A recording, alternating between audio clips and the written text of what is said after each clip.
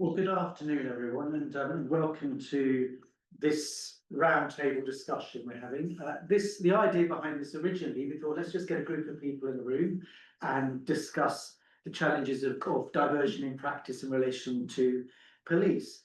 And it became clear to us relatively early on that there was quite a lot of interest in this area. People who couldn't make it to London and those who just wanted to sit in on the discussions. And we've also opened it up for online attendance. Thank you, all of those who are joining us online for what I hope will be a really interesting discussion. What we're going to do today is effectively have a kind of three events in one, I suppose, is one way of thinking about it. We're going to, in a couple of minutes, we're going to be starting just talking about taking a bit of a look at some of the emerging evidence for the effectiveness of police diversion practices. Then we're going to have a bit of a break. So I think it's important for kind of, those joining online, so you've just got a sense of the day. So we'll take a break at around 1:55 or so for about 5 or 10 minutes. So opportunity also for you to kind of get yourself a cup of tea and all the rest. Then around 2:05, we're going to start again, and we'll be doing a bit of a focus on some specific examples of police diversion practice. And then we'll have another break at about 2:55. And then we'll start again at about 3:05 for a bit of a discussion about some of the implementational challenges around police diversion. If you want to have a bit more of a sense of how that running order is going, you can also look on the event page on our website, and all the details are there. And we're acutely aware that there might be people joining us today online who are particularly interested in the practitioner perspectives, but aren't as interested in the emerging evidence. So if you want to disappear off for an hour and then come back at 2:05, we're still going to be here, and then we'll be having that discussion. And likewise, so you can pick and choose on what you kind of listen to today. We're also hoping to involve those who are joining us online in some discussions. So we do have the online chat number. So if there's anything that you think as you're hearing the presentations that you think would be good to feedback to the group in this room and those online, just put them in the chat. And I have a colleague here who's going to be monitoring the chat, and roughly towards the end of each section, if there's time, we will then feedback some of a bit of a kind of edited highlights from comments that are coming in online. So that's it, and we're recording this event. So when after this event, we will also be putting up a recording of this discussion on our website. So I think that's probably enough for me. What I'm not going to do is go around the room and ask everyone to introduce themselves, because that's going to take an hour, and then we'll lose some valuable time. So what I'll do is I'll ask individuals when they're doing presentations or when they're making an intervention, if they just want to explain who they are and where they're coming from, then please do so. But we don't need we haven't sort of extended biographies. The final thing just to say about this event is going back to where it started. It was the original idea behind this was a relatively informal roundtable discussion. So this is not an official formal event. So if you're watching online and people are getting up and making themselves cups of tea and coming and going, then that's just the nature of the event. It's not a kind of a very formal conference, as it were. It's a roundtable conversation by a number of people here in the room, and with some contributions from those who are joining online. But we want to kind of keep it fairly relaxed rather than formal conference style. So if it feels at times a little bit, kind of less than very, very slick, that's intentional, or at least that's my excuse at this point. Okay, I think that is enough from me now. So what we're going to do now is we're going to have some opening presentations from Professor Siddhartha Bandyopadhyay from the University of Birmingham, and his colleague Dr. Emily Evans, also from the University of Birmingham. And they're going to talk a little bit about the emerging evidence on knife crime and domestic violence interventions. And they'll talk for around 10 minutes or so. Then we'll have the second presentation from Nadine at University of Kent. And then we'll break for some discussion and reflections. That's around 1:30. Some presenters have slides, some maybe don't. So again, it's going to be a bit of an informal kind of discussion. We'll see how we go. But at this point, let's hand over to Sid. Yeah, thanks, Richard. So I'm going to talk very briefly with my colleague Emily on snippets of evidence that we have about diversion programs. They are necessarily very selective. Since they're very selective, we just chosen ones I know very well than ones that I worked on. So I'll start a bit with, next slide please, yet. A bit with some highlights of two recent pieces of work that we've done, and then Emily's going to talk again very briefly about stuff we've done and just kind of collating. The first is around domestic abuse, Project Kara, which is questioning and relationship abuse. And Project Kara is one of a number of domestic violence interventions aimed at perpetrators, which aim to promote some kind of behavior change. And it's mainly aimed at first-time domestic violence and abuse offenders. In a way, it's very simple, and in the discussion, we can come back to the kind of mechanics of it. Here, I will mainly talk about what we know around the impact of it, and during the discussion, feel free to question some of that, and the economic benefits that we claim that it delivers.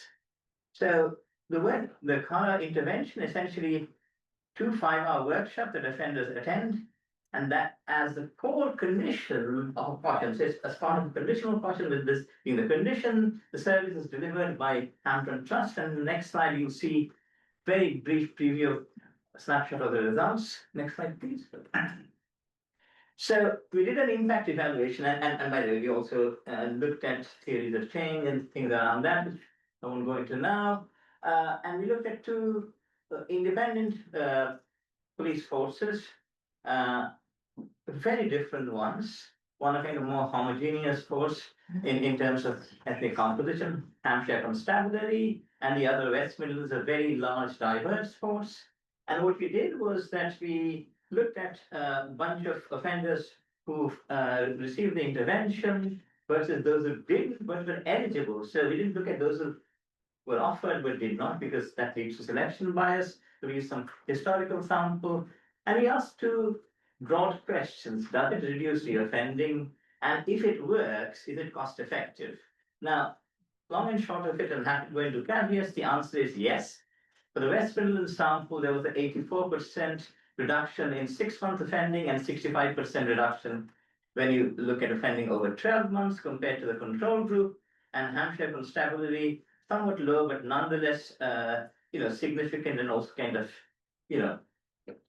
generally magnitude-wise significant, and roughly the same, around 40%, whether you look at 6 or 12 months. Looking at this, then we compared the types of crimes committed, looked at, used the Home Office cost of crime, which, as you know, are somewhat conservative, if anything, in their estimates. Looked at the cost effectiveness ratio, which was just over 3 for West Midlands Police, and considerably higher, close to 11, just over 11 actually for Hampshire Constabulary. What it meant roughly was that if you spend £1 on the program, the benefit in terms of the cost of crime was £3 and £11 respectively. That's, by the way, this was done, I have to go into details later. We did on the whole sample, but we have decomposed recently on both standard and medium risk offenders. The figures are comparable. We did lots of other controls later on, some queries from the Home Office, have to go into that. But that's sort of one thing in which we think we have fairly robust evidence, and I recognize that there's more work being going on in this area. Now, quickly look at knife crime, which is again really very topical at the moment, and people looking for ways to solve it. I'll keep it even briefer because I know that Heidi from North Yorkshire is actually running this, is going to be talking more about it. So next slide, please. So we looked at North Yorkshire's of Divan, which is a single voluntary face-to-face meeting between children and young people and a police officer, often with police community or a police community support officer or somebody from the youth justice system. In some cases, this is supported by children and family services. During the single meeting, the children and young people will engage in an educational package following which a legally non-binding official notice is issued describing the consequences and risks of carrying a knife or weapon. So what it does is really early intervention, prioritizing prevention, education, and safeguarding over enforcement to prevent the children and young person from offending. Next slide, please. This, when it first started many years ago, the theory of change and the process has been looked at by Nat Sen, but it wasn't ready for an impact evaluation. Now, the College of Policing, which funded it, thought it was, and North Yorkshire Police agreed. And essentially what we found from that is that across all offences, there is not much of a difference between the treatment and the control group. But if you look at only those offences involving knife or weapons, then you actually do have a weak association showing quite a big reduction. The reason is weak could be a number of reasons, including the small sample size, suggesting that there is early promising evidence that Divan could be effective. The next slide, please. We also looked at survival time analysis. In other words, did after the index offence, did people in the treatment group, when they went on to their next offence, was that longer or shorter than the control group? And there the results are actually quite promising for both all offences and knife offences, and the treatment group does much better. In other words, it takes longer to reoffend. Caveat, this is a really emerging findings, and it has had one stage of peer review, but I'm sure there'll be kind of more iterations. But I think really interesting to see a low cost effect, low early intervention working. And again, happy to discuss that. I'll hand over to Emily to talk a little bit about some work we're doing around trials for the Youth Endowment Fund, and I know Nick from the Youth Endowment Fund is here and undoubtedly want to take part in the discussion. Emily. Thanks, Sid. This is a slight bonus in addition to what's outlined in the programme, because it's not about knife crime or domestic abuse. So it's like an additional, some findings of stuff that we've done. So for the last 3 years, we've been working on a series of evaluations for the Youth Endowment Fund on one of the first grant rounds that they let, which was specifically around diversion.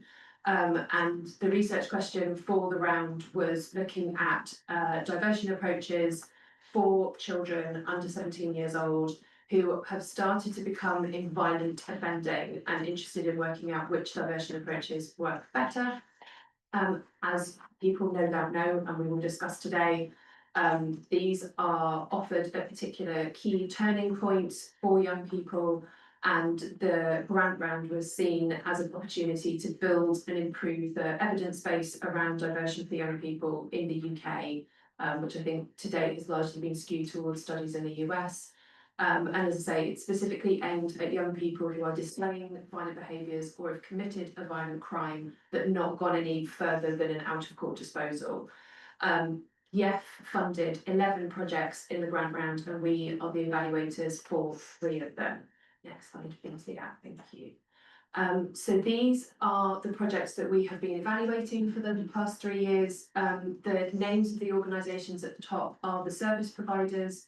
They are all third sector organisations offering a variety of interventions, in this case to young people, but in a couple of cases they also work with adults.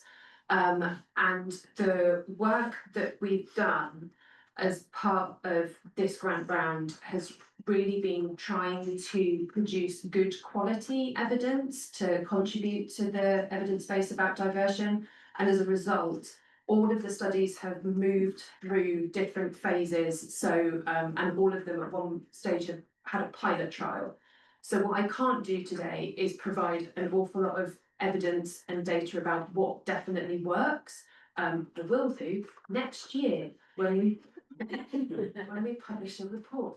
But what these results do allow us to comment on are the feasibility and possibility of conducting good quality research in this area with this particular group of individuals. So, and also the ability to gather outcome data, both administrative data and self-report data.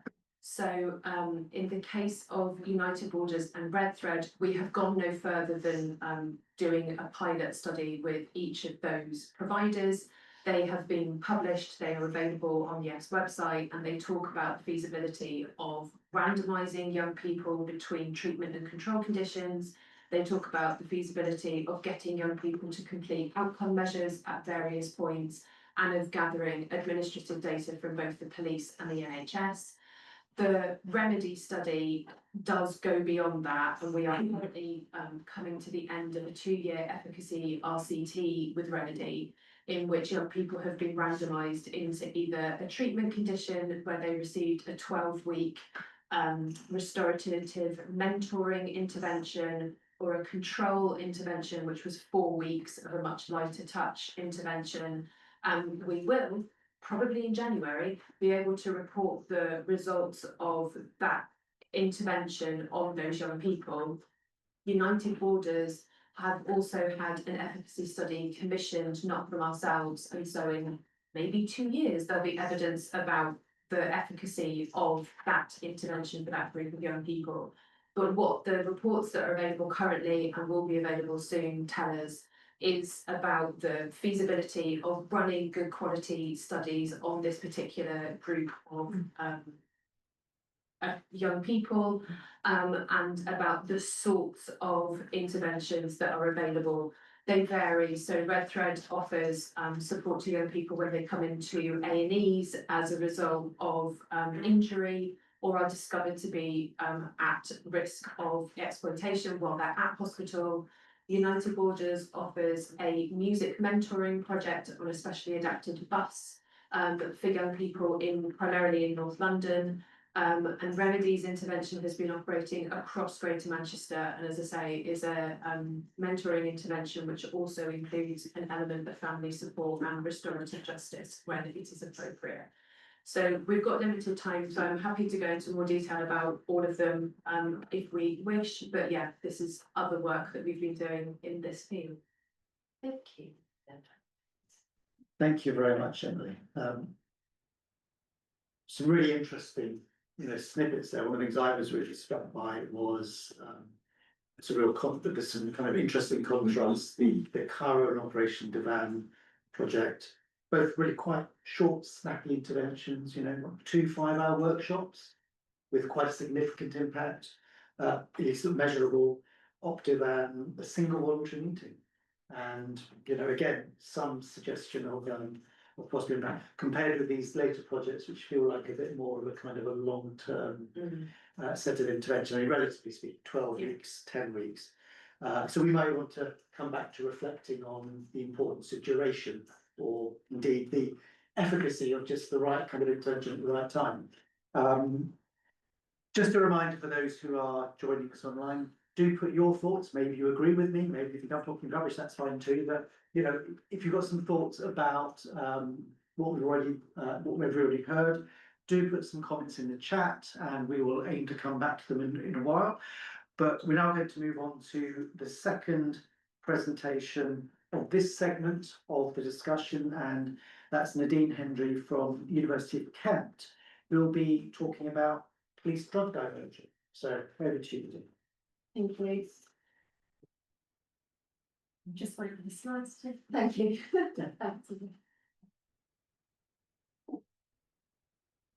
Thank you. So yeah, today I'm going to share some of our equity findings, our qualitative and quantitative findings for the police drug diversion project. Next slide. So before we get into that, I'm just going to give a brief overview of what we mean by police-led drug diversion. Basically, it targets people who are caught in simple possession of drugs and or other related offences. We've broken those down into group 1 and 2. Ideally, it means that we deliberately avoid criminalisation. So we are moving people away from criminalisation. So there should be no punishment and no criminal record. It diverts people towards one-off drug sessions or more therapeutic interventions. Just to sort of say here as well, police practice can be highly variable across the various police drug diversion schemes we've looked at. For example, there can be consequences for non-compliance in one scheme and then nothing in another. They can just be given another diversion. So there's really a broad variability is what we found, and also around different types of drug possession. So what's the PDD project? Next slide, please. We were funded by the Cabinet Office, the Valuation Accelerator Fund, for 1.8 million to provide a in-depth process evaluation, a realist evaluation of police-led drug diversion schemes in England. We had 3 focus forces, which was West Midlands, TVP and Durham, and our outcome evaluation also included 15 other police forces in England. It's important to note that we've had some delays around accessing PMC data, but we heard this week that we had the go-ahead, and as of beginning of October, we will have access to that, which will mean that we can actually finish our outcome evaluation, and then we can report on referendum from and the economic analysis in March 26. So as you can see here, just to sort of show you what the data is, we have over 44,000 individual level data, individual people, around 63 incidents. And in our process evaluation, we actually interviewed 221 various stakeholders, including drug treatment providers, the police at different levels, senior to frontline officers, and also people who are diverted and people who are not. So I'm going to start with the quantitative level effect of ethnicity on diversion.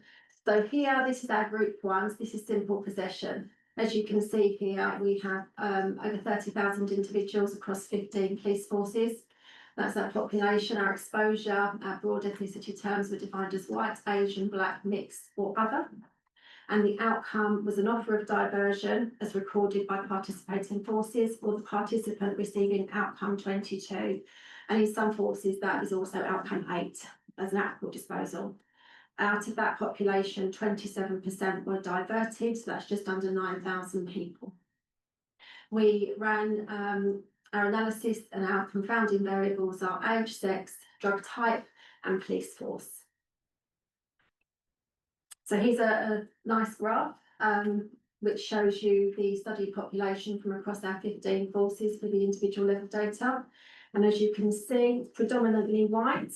However, there are the areas Greater Manchester, Thames Valley, West York, Wakefield, Beds and West Mids, where there are some more densely sort of populated areas for black people, Asian, mixed and other.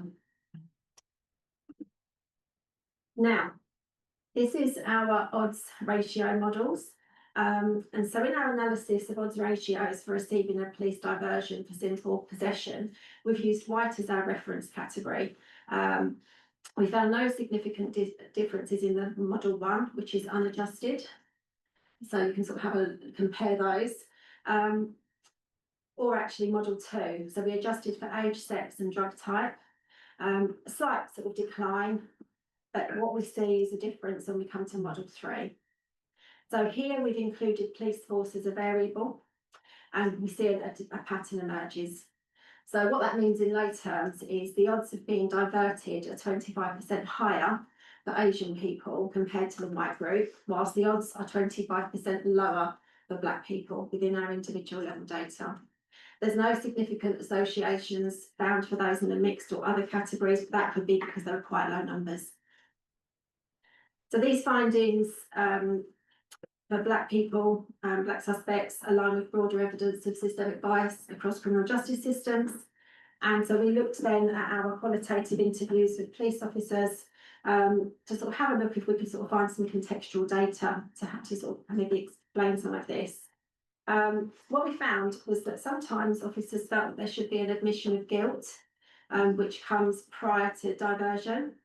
And since people racialised as black are less prone to admit this in the evidence, due to trust in the police, they face reduced odds of diversion and increased chances of proceeding through the formal criminal justice system, or having cases dropped under outcome 15 and 16, which therefore means they don't actually get offered treatment or education and diversion. So in contrast, the increased odds of diversion for the Asian people in the individual level data are not clearly explained by our qualitative findings. So we're currently awaiting further insights from the PNC data. We hope it may shed some light on findings, such as factors such as prior history of offending, frequency of police contact, etc. This is quite sort of speculative at this stage, and we would be quite interested in hearing your views to sort of have that discussion around this, 25% more chance of being offered diversion for Asian individuals. Next slide. So now we're going to have a quick look at our qualitative equity analysis. Like I said, we have 3 police force areas. We were only able to receive aggregate data from 1 force.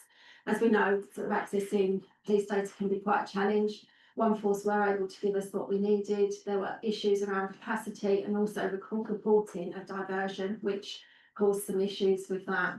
But we did have 221 interviews, which have provided some contextual data. We did look at gender, age, class of drug, but for this, we're just going to focus on ethnicity and socio-economic deprivation.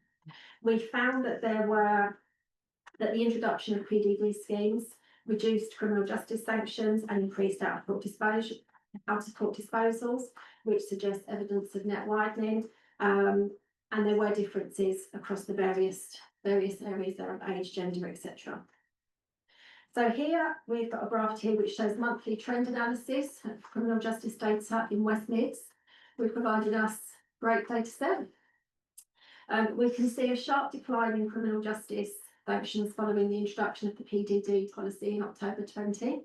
We asked for data 2 years previously and further 2 years after our window of evaluation to just have a look there. And as you can see, we've got a sharp increase in out-of-court disposals.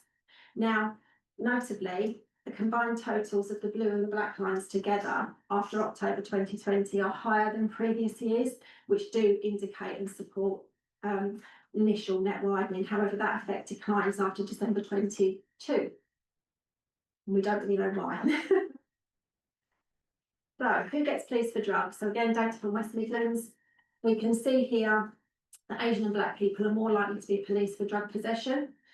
We also found that those who live in the highest socio-economic deprived areas are policed more than those in more affluent areas, and we saw this in the interviews and focus groups as well. So as you can see, that the lowest, most deprived is 1, and then after 5, we go into more economically affluent areas. So a couple of quotes here. Next slide. This is from a drug treatment service worker who acknowledges this in her interview.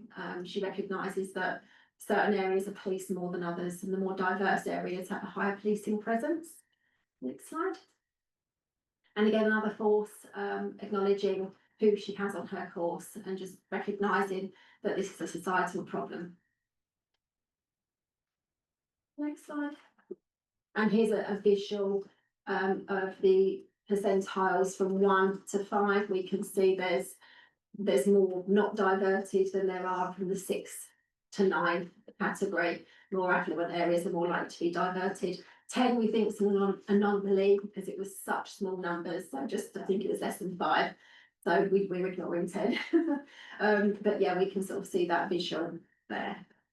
So to conclude, the odds of receiving a police diversion are 25% lower for Black individuals and 25% higher for Asian individuals compared to the white comparison group. We have observed continuing ethnic and class inequalities in who gets policed and who gets diverted, and there is evidence of net widening. However, there's very little evidence of mesh thinning, so the idea that they're caught in a net once they come into some police contact, we haven't found that. We actually know that once somebody comes through PDD schemes, quite often the police don't see them after that, or if they do, they don't get further dragged into a criminal justice net. So thank you for your time. I'm looking forward to the discussions. Thank you very much, Nadine. Really interesting presentation. I'm kind of still trying to get my head around, particularly the degree to which there is network not mesh thinning, which should be terms familiar to certainly to some people, most people here, I'm sure, and some joining us, but just that notion about whether these kind of diversion schemes are an effective way of effectively decriminalising individuals, and ensuring they don't kind of just end up in over a number of years of coming back in and out of the justice system on an ongoing basis, but they actually are able to escape the claws, as it were, of the justice system. And then the role of the police, who perhaps historically, I think certainly, a lot of, more kind of, I suppose, liberal-minded reformers would see, the less contact someone has with the police, the better. And I guess one of the conversations we're having today is maybe it's, less of the wrong kind of contact, but maybe more of the right kind of contact can be very powerful and significant. We've got about 15-20 minutes for a conversation now, for reflections and thoughts. So I'm sure there's going to be some thoughts around the room. So I'll cede the floor at this point. Who wants to say something? We'll keep the conversation fairly informal. I'll try role more as a football referee rather than a chair. So I'll try not to intervene unless there's a professional foul go. So yes, happy to kick us off. I'm Fanula, Deputy Director at Transform Justice, which is a charity that do research and campaigning on many things, but including diversion and prosecution. Thanks everyone. I really need to pour over those slides in more detail later. I had a sort of question for the room, I suppose, / reflection about the race disparity findings, which were really interesting. I suppose I talk to police a lot who sort of feel like race disparity is something they want to look at.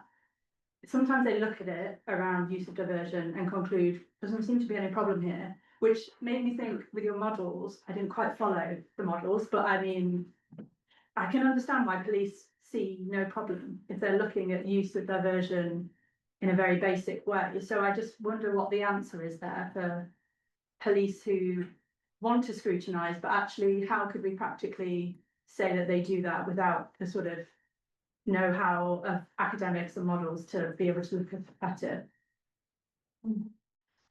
I think one of the things that we have to do, which is really basic, is improve our data quality. We know that we have in some forces actually quite severe problems around even just being able to collect just data on ethnicity, especially in self-defined ethnicity. I think it's really important where people actually see themselves.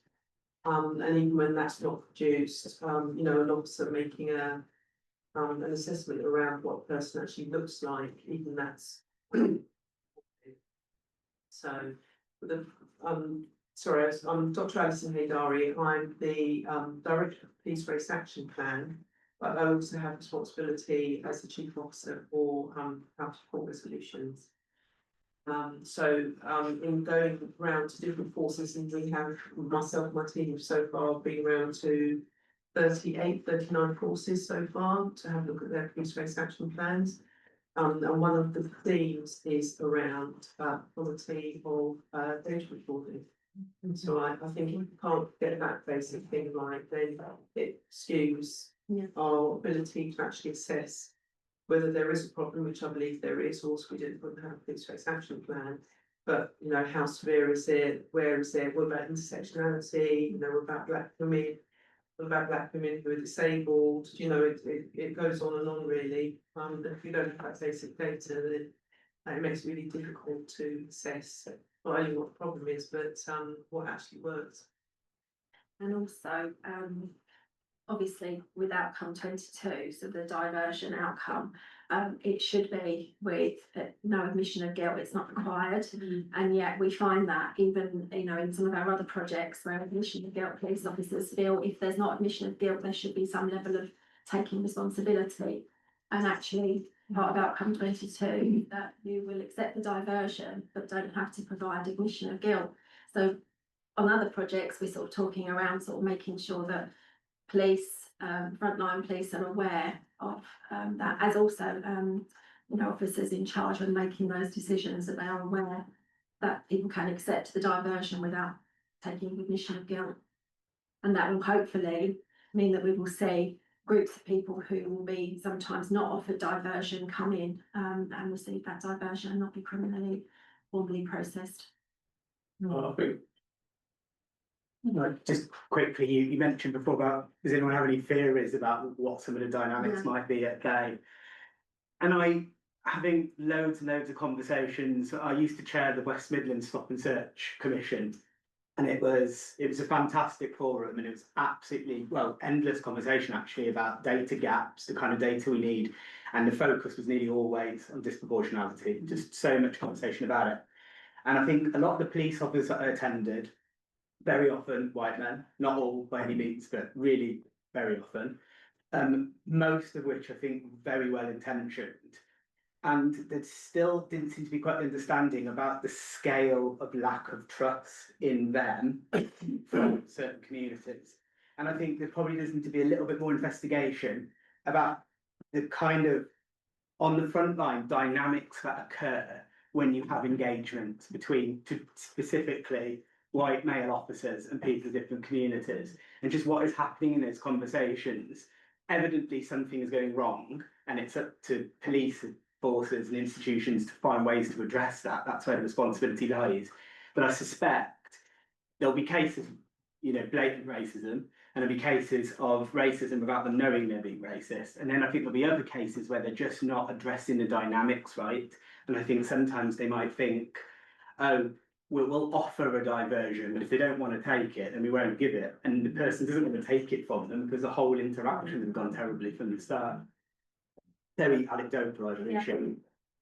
so those early moments of contact and then mixed with the long history of suspicion is a bit of a kind of a toxic combination. And I think I've seen it a little bit, and I'll be really brief, a little bit in social work as well, because the vast majority of people on the front line, whoever they are, whatever their background, are there to do good. They care. They struggle to accept that there might be an automatic disdain or dislike or distrust for them, and because they struggle to conceptualize that, because they know they're doing good and they're sacrificing, they don't get over into the new ways of practice that will be necessary to build that kind of trust. Again, anecdotal. Yeah, so hi everyone, I'm Darren, I'm from Cranston. So here's a bit of coincidence on the next of the D, by the way. But we run the Divert service, which is the drug diversion service in the West Midlands. I just want to say there are some strong rays of positivity, and it is concerned about the net widening. But before Divert existed, so before the scheme existed, so a couple of years ago, our data and the police data was compared around disproportionality. So before Divert existed, there was about 34% of convictions for drug offences, drug possession offences were for African and Caribbean individuals. Since Divert came in, so a lot more analysis needs to be done here, but that dropped down to three years later down to 11.4%. So it showed that at least, although there was police contact, at least it wasn't going through the courts and becoming convictions. I think that's maybe something that we need to focus on more with these schemes. Yeah. Nick Jeffries from Even Down from a previous Youth Justice Service. To respond on that point, and for another point around what does good evaluation scrutiny look like at a local level, I think there's probably a lot to be learned from Youth Justice Service who, particularly following the sort of preliminary review, have become much more averse to comparing court outcomes and out-of-court resolution outcomes. I think that often gives a very good, maybe slightly crude measure of, well, if we're seeing a representation in court and a representation out, well, then that probably sort of Tom's point around we're perhaps not doing our diversion right because we're not offering that early enough, but equally then we're seeing escalation of a smaller proportion of people from certain backgrounds. So I think there is probably something to learn from Youth Justice Services that also probably in a better position with statutory framework, which means they've got those people in-house, so to speak. But again, it's easier to analyse that in a very small cohort, given that we've got yes, still working with very small numbers. I think the point about Outcome 22, obviously we know there's huge variation in how that's used from a deferred prosecution model, where you would need, an admission and evidentiary threshold to connect versus responding to preliminary review and having that as a sort of NFA, non-evidence pathway. But again, when they've been recorded in the same way with the same outcome code, but we have such an emphasis in terms of understanding what that looks like. And of course, it's not successful outcome. So again, you know, there's a disincentive for police forces to use that. So I think there's a lot to do on sort of colleagues' point on police data and making sure that that is accurate to be able to sort of take next steps to analyse court and outcall. And then just on projects, wearing an old hat as a head of service in the West Midlands region, just interested how while that's an overarching narrative across children and adults, I know the picture for children was much more complex in that, you know, often a child would be in possession of crack cocaine or heroin, would be an indicative factor of exploitation. Just interested sort of how that was eased out in research using huge liaison. I know a number of us needed to kind of default to the position of that going to a wide yes rather than having that kind of stuff. So out the PDD is just adults only. Yeah, correct. Hi, I'm Kelly. I work for an organisation called Revolving Doors, which is a charity concerned with people that go round and round the system, usually because of unmet health and social needs, including addiction. There was just 2 points I wanted to make. One was kind of already made about outcome 22 and the disincentive to use it. And this has come up in the recent Leveson report, but I'm not seeing anything that suggests the Leveson report is going to be activated. And I think that's a missed opportunity and a real shame. And the other thing I wanted to ask about or talk about was people who are repeat drug offenders, whether possession or other wider crimes, I think are often not offered diversion because there's a feeling they've already had their chance. But that's kind of contrary to what we know about addiction, that it is a cycle and it goes in peaks and troughs, it's not linear. And sometimes you could offer someone diversion 30 times, and on the 30th time it will work, and we shouldn't lose hope of that. And I think that's a difficulty in convincing the public and perhaps the police of that. And I just think wider views of how we can get diversion, not just to be for first time or second time offenders. I think the PDD, obviously the checkpoint scheme they would offer a few times as long as it was within a period of time when they were found in possession. So there was a gap. And in West Midlands it was countless times, which was really good to see because they acknowledge and when we in the very early stages when we consulted with frontline officers, they understood that quite often people would go into treatment services 7 times before actually starting to acknowledge the sort of root causes of their use and their problematic use in some cases. So I think that the police do have an understanding of that actually when we spoke to them in some of their areas. My experience is that West Mids are way ahead of everyone else. They are. But they don't like to shout about it because they always wanted this to go under the radar because of the kind of tough on crime rhetoric. But I think there's really a lot of learning from how West Mids. But I do think it's there, and I do think it's positive that there are those conversations being had. In another project, which is different to this, but it's a youth diversion, they basically have one chance. And then, so again, conversations need to be had. Thank you. Just a reminder, we've had 3 presentations already. And we've also touched on some of the questions around violence offences as well as drugs. So if anyone here has some thoughts about that, that would also be good to hear. Although we will be actually in the next session, we'll be returning also to some of those themes. And see, drugs diversion is a kind of such a fascinating and significant area, so it certainly deserves. That's just good to take you in. Yeah, hi, I'm Liv Peck. I'm the director of the London Violence Reduction Unit, and thank you. That was really interesting. Just a couple of sort of thoughts that hopefully span both.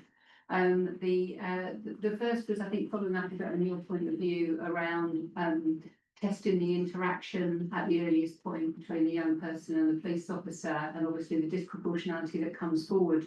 Do we at that point, and would it be best at that point to talk to the young person about their levels of trust so that you could actually see some correlation rather than perhaps just assuming that, certain communities are less trusting of the police? Certainly that's my experience, but it would give a bit more data to that particular perspective, I think.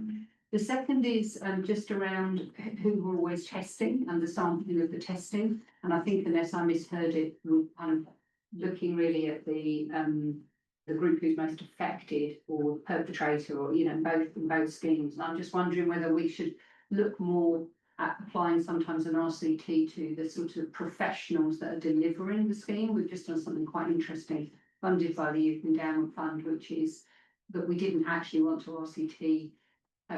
Which is obviously a core objective of we didn't want to RCT young people because we didn't want to divide who was deserving and who wasn't deserving. So actually we did that across the two of the professions. We had some boroughs where social workers were inducted into using a different method of working with young people, and in others where they didn't, and then that became the test, which I thought was a much more interesting way of doing it personally. And then the third thing, which is coming back to your example of the 3 areas in which you're assessing. And I was particularly interested, I'm very familiar with the BUS, United Borders, but I was particularly interested in the red thread thing, because we, as the Violence Reduction Unit, fund 12 of the hospitals across London, 4 of the major trauma centres. One of our 3 providers is Red Thread, which is now really CAP 22. It's obviously folded as an organisation. And I suppose what I'm struck by there is, what I'm struck by in our work, it's not only to put that on your radar, so come and talk rather than do, research in a different, separate way. But the second is we don't evaluate the system.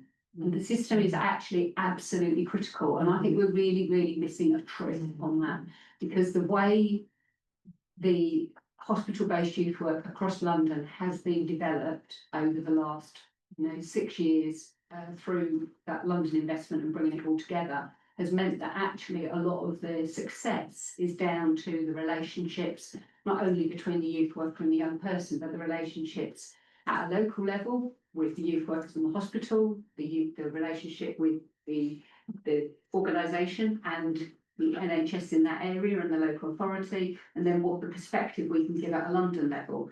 And I think it's really important we get away from the short-term programmatic funding, and that needs to be recognised in the evaluation through those partnerships. So that's something we're exploring, and Social Finance have done an excellent report on looking at the development of all of that based youth work over the last 8 years, which has resulted in a 40% reduction in hospital admissions for under 25s with knife injury in London since 2019. But it's getting that bit that is also as much of an essence of a successful scheme actually as the relationship between the young person and youth worker that I'm particularly interested in probing.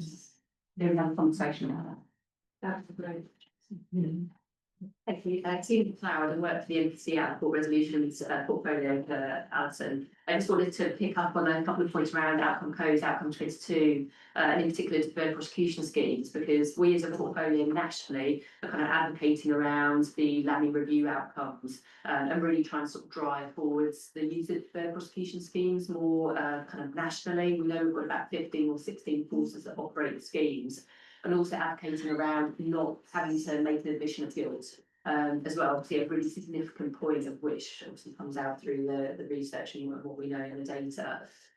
Outcome codes, obviously what's associated with that is that deferred prosecution scheme draws the outcome 22 outcome, which is essentially is an NFA outcome. We know there's disincentives because it's not currently seen as a detection, but again, it's an ongoing conversation that we're having with the Home Office around changes to the outcome codes. We think they're coming, but at the moment there's a bit of a pause around obviously the shuffle that we saw in the administration a couple of weeks ago.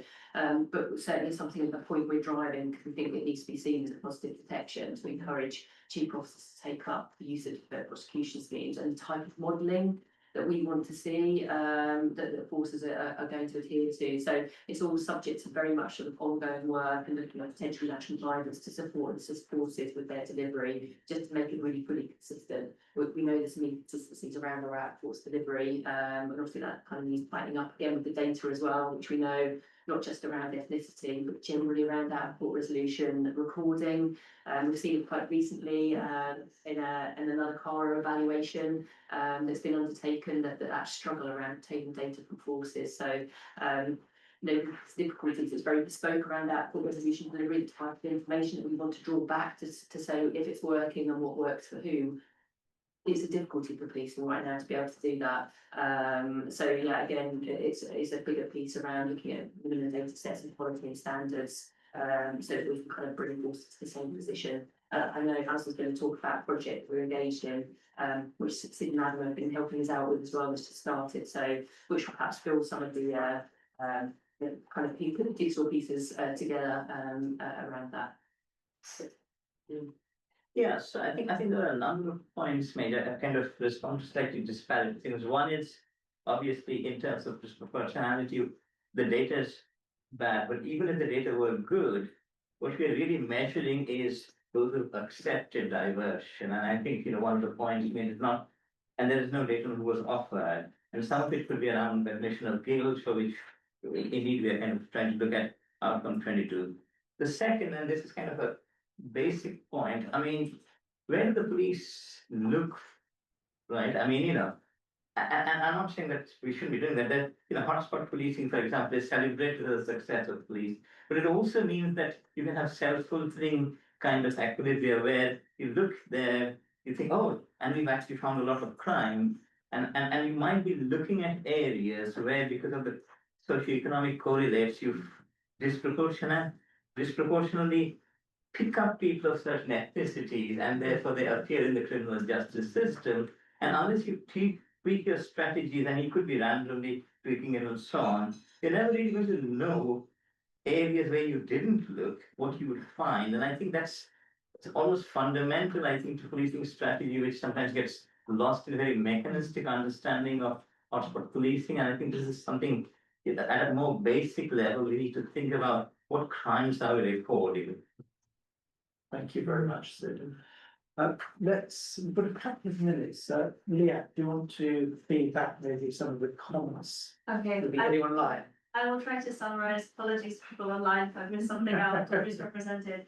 There have been a few questions about the gathering of the ethnicity data, things like what is sexuality, so ethnicity and gender. Then there's things like where, well, actually in categories themselves, because they're quite broad, there's the differences between and within groups, and then how you can miss some groups like Roma and travellers that have their own specific experiences. But then there's a comment here that a few people have liked that actually moves away from data and is asking at what point have we collected enough data in order to act upon the learnings you get from that data. And that's sort of the next point of how institutions and people use the things that we learn from the data to actually make a change that is suggested.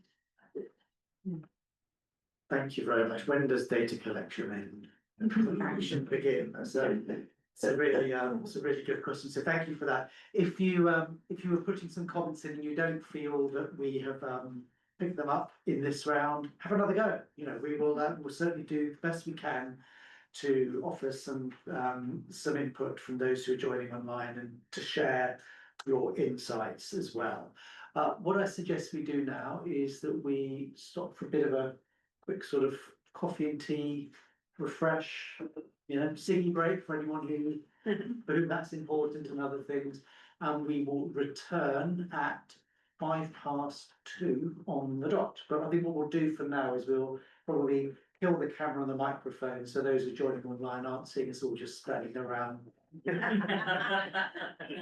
But we're still here. We're still here, is what I'm saying. But we're just going to disappear for 10 minutes. So enjoy your teas and coffees as well at home. Indeed, your ciggies, if that's your thing, or your vapes. You should be all vaping now. Don't do vapes. And we'll be back in 10 minutes.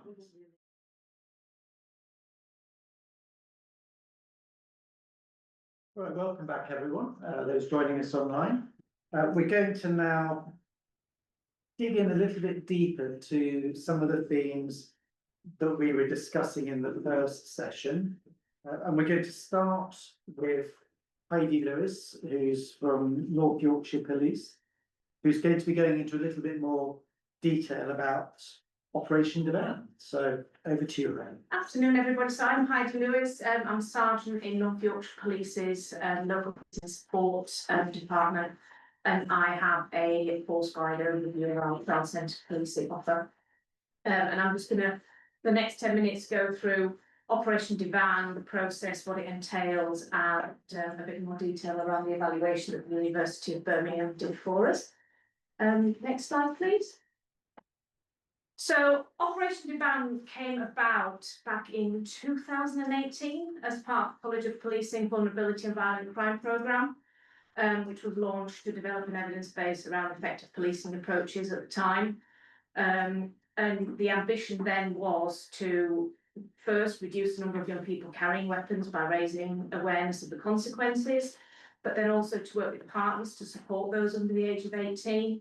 that we identified to go through the process. So hopefully these next few slides will just show you how we've developed that over the last 7 years. Next one, please.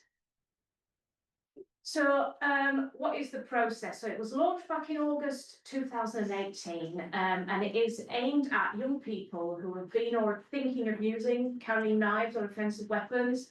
But we've also included in that threats of violence involving young people, and the identification of those young people, those that are offered the Divan intervention, is done through intelligence reports.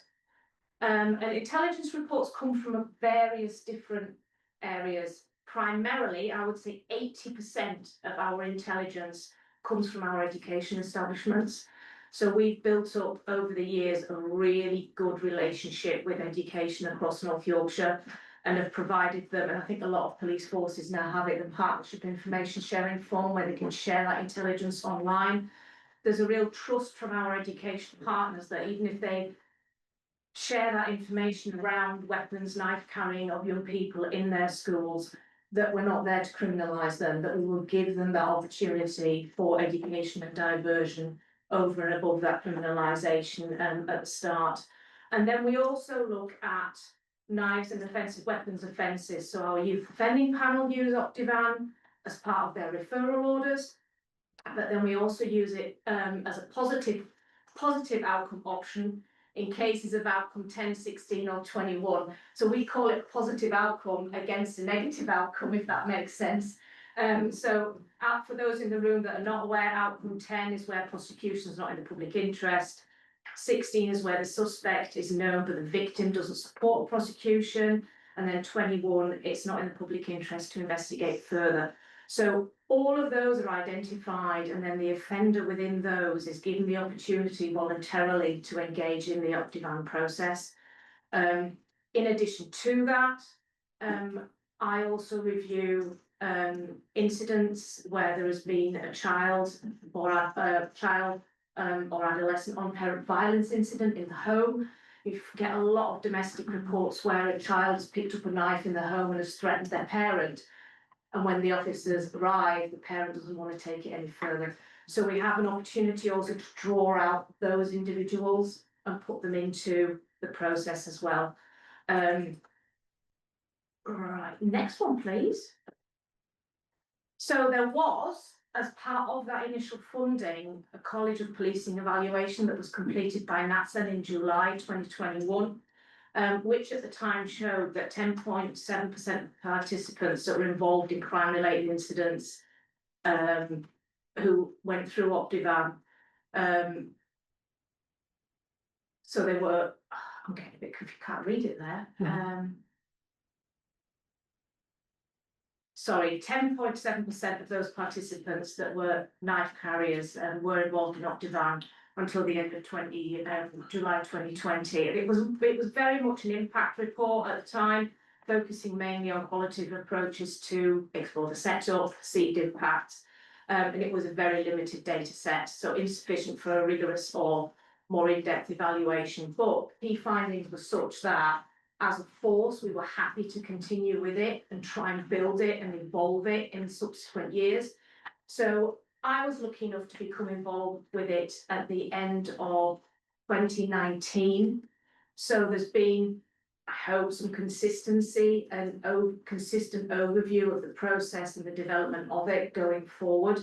And the team around the delivery. So if you look, next slide, please. So after, I can't remember when it was now, So just say we're having a bit of a trouble with seeing Yeah. the top of the slides, aren't we? I think it's being shared on. So it's not Heidi's fault, which is why she's stumbling a little bit. So apologies for that. No, it's fine. I've got it in front of me. I did say it was a fairly relaxed seminar, rather than a terribly polished event. And here is a good example. So keep going, Heidi. So,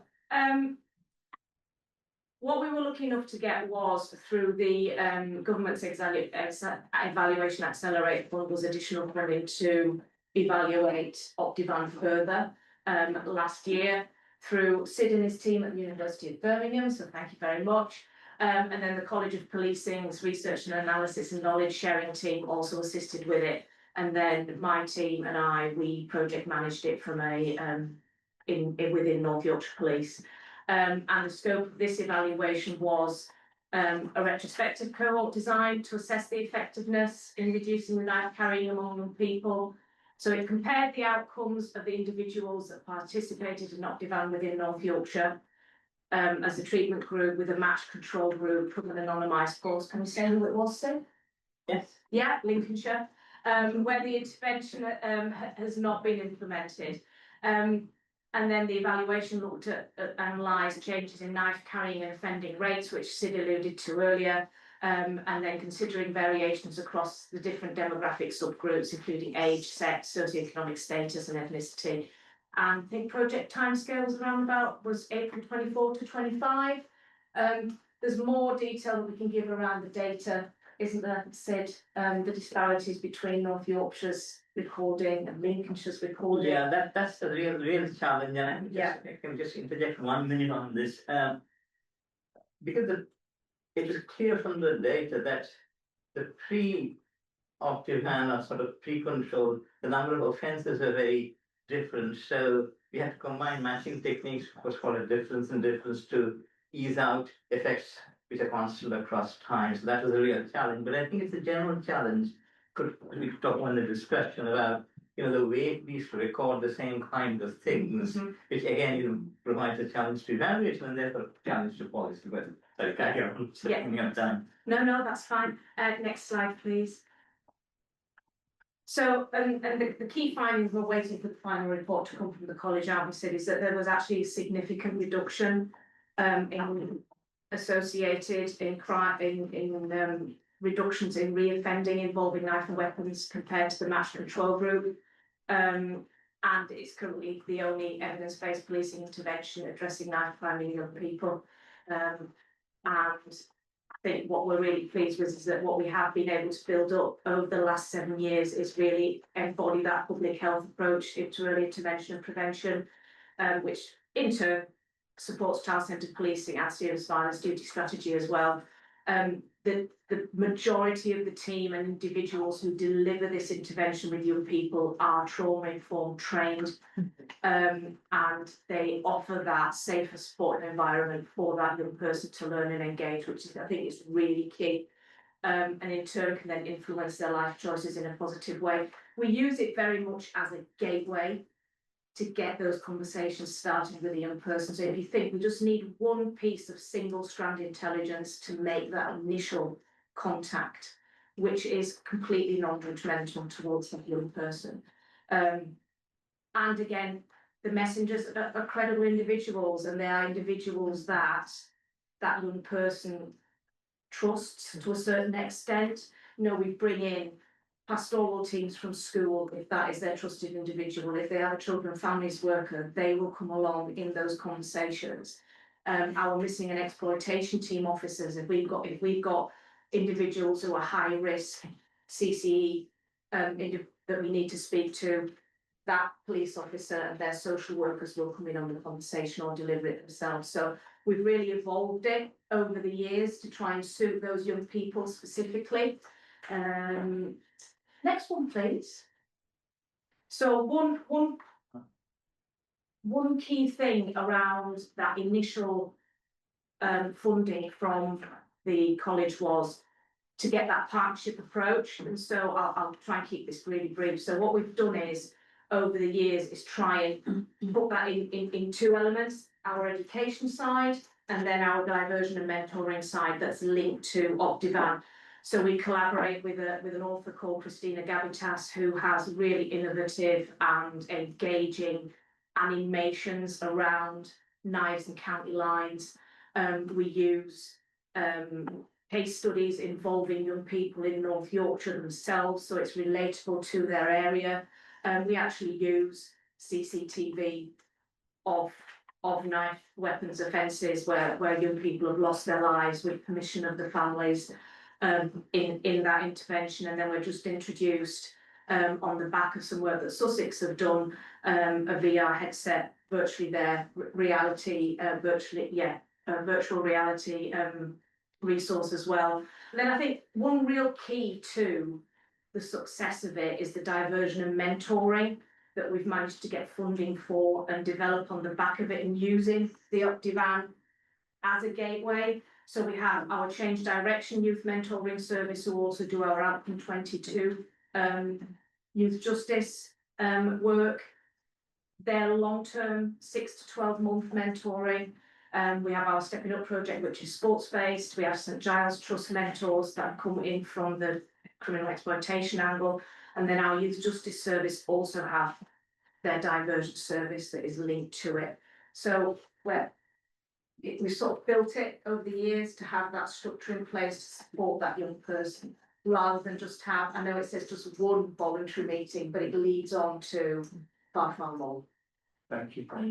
That's really helpful contextualisation, and sounds like a fascinating question. I was fascinated. It's the only evidence-based policy intervention involving young people, which I find extraordinary. After, how many years have we been doing this? Maybe something we can pick up in the discussion afterwards.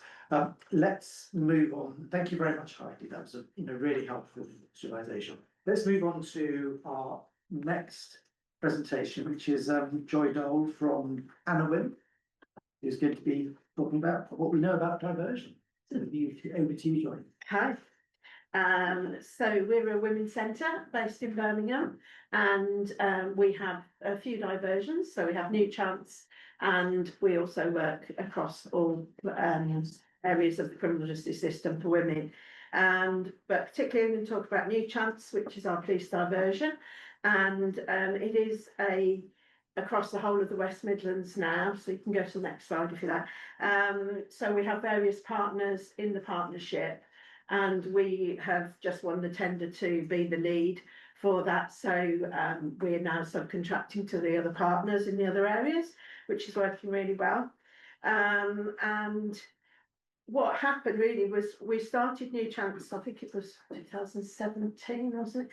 It was quite a while ago now. And we really struggled with referrals. We were always doing presentations to the police teams, and they would come and go. And you'd do another presentation and say, oh, we don't know anything about that. And it was just continual. So partly with Tom here helped us, but talking to the PCC and saying, look, why don't you just mandate it? Why don't you just tell your officers to do it? And then it was, oh yeah, okay, we could do that.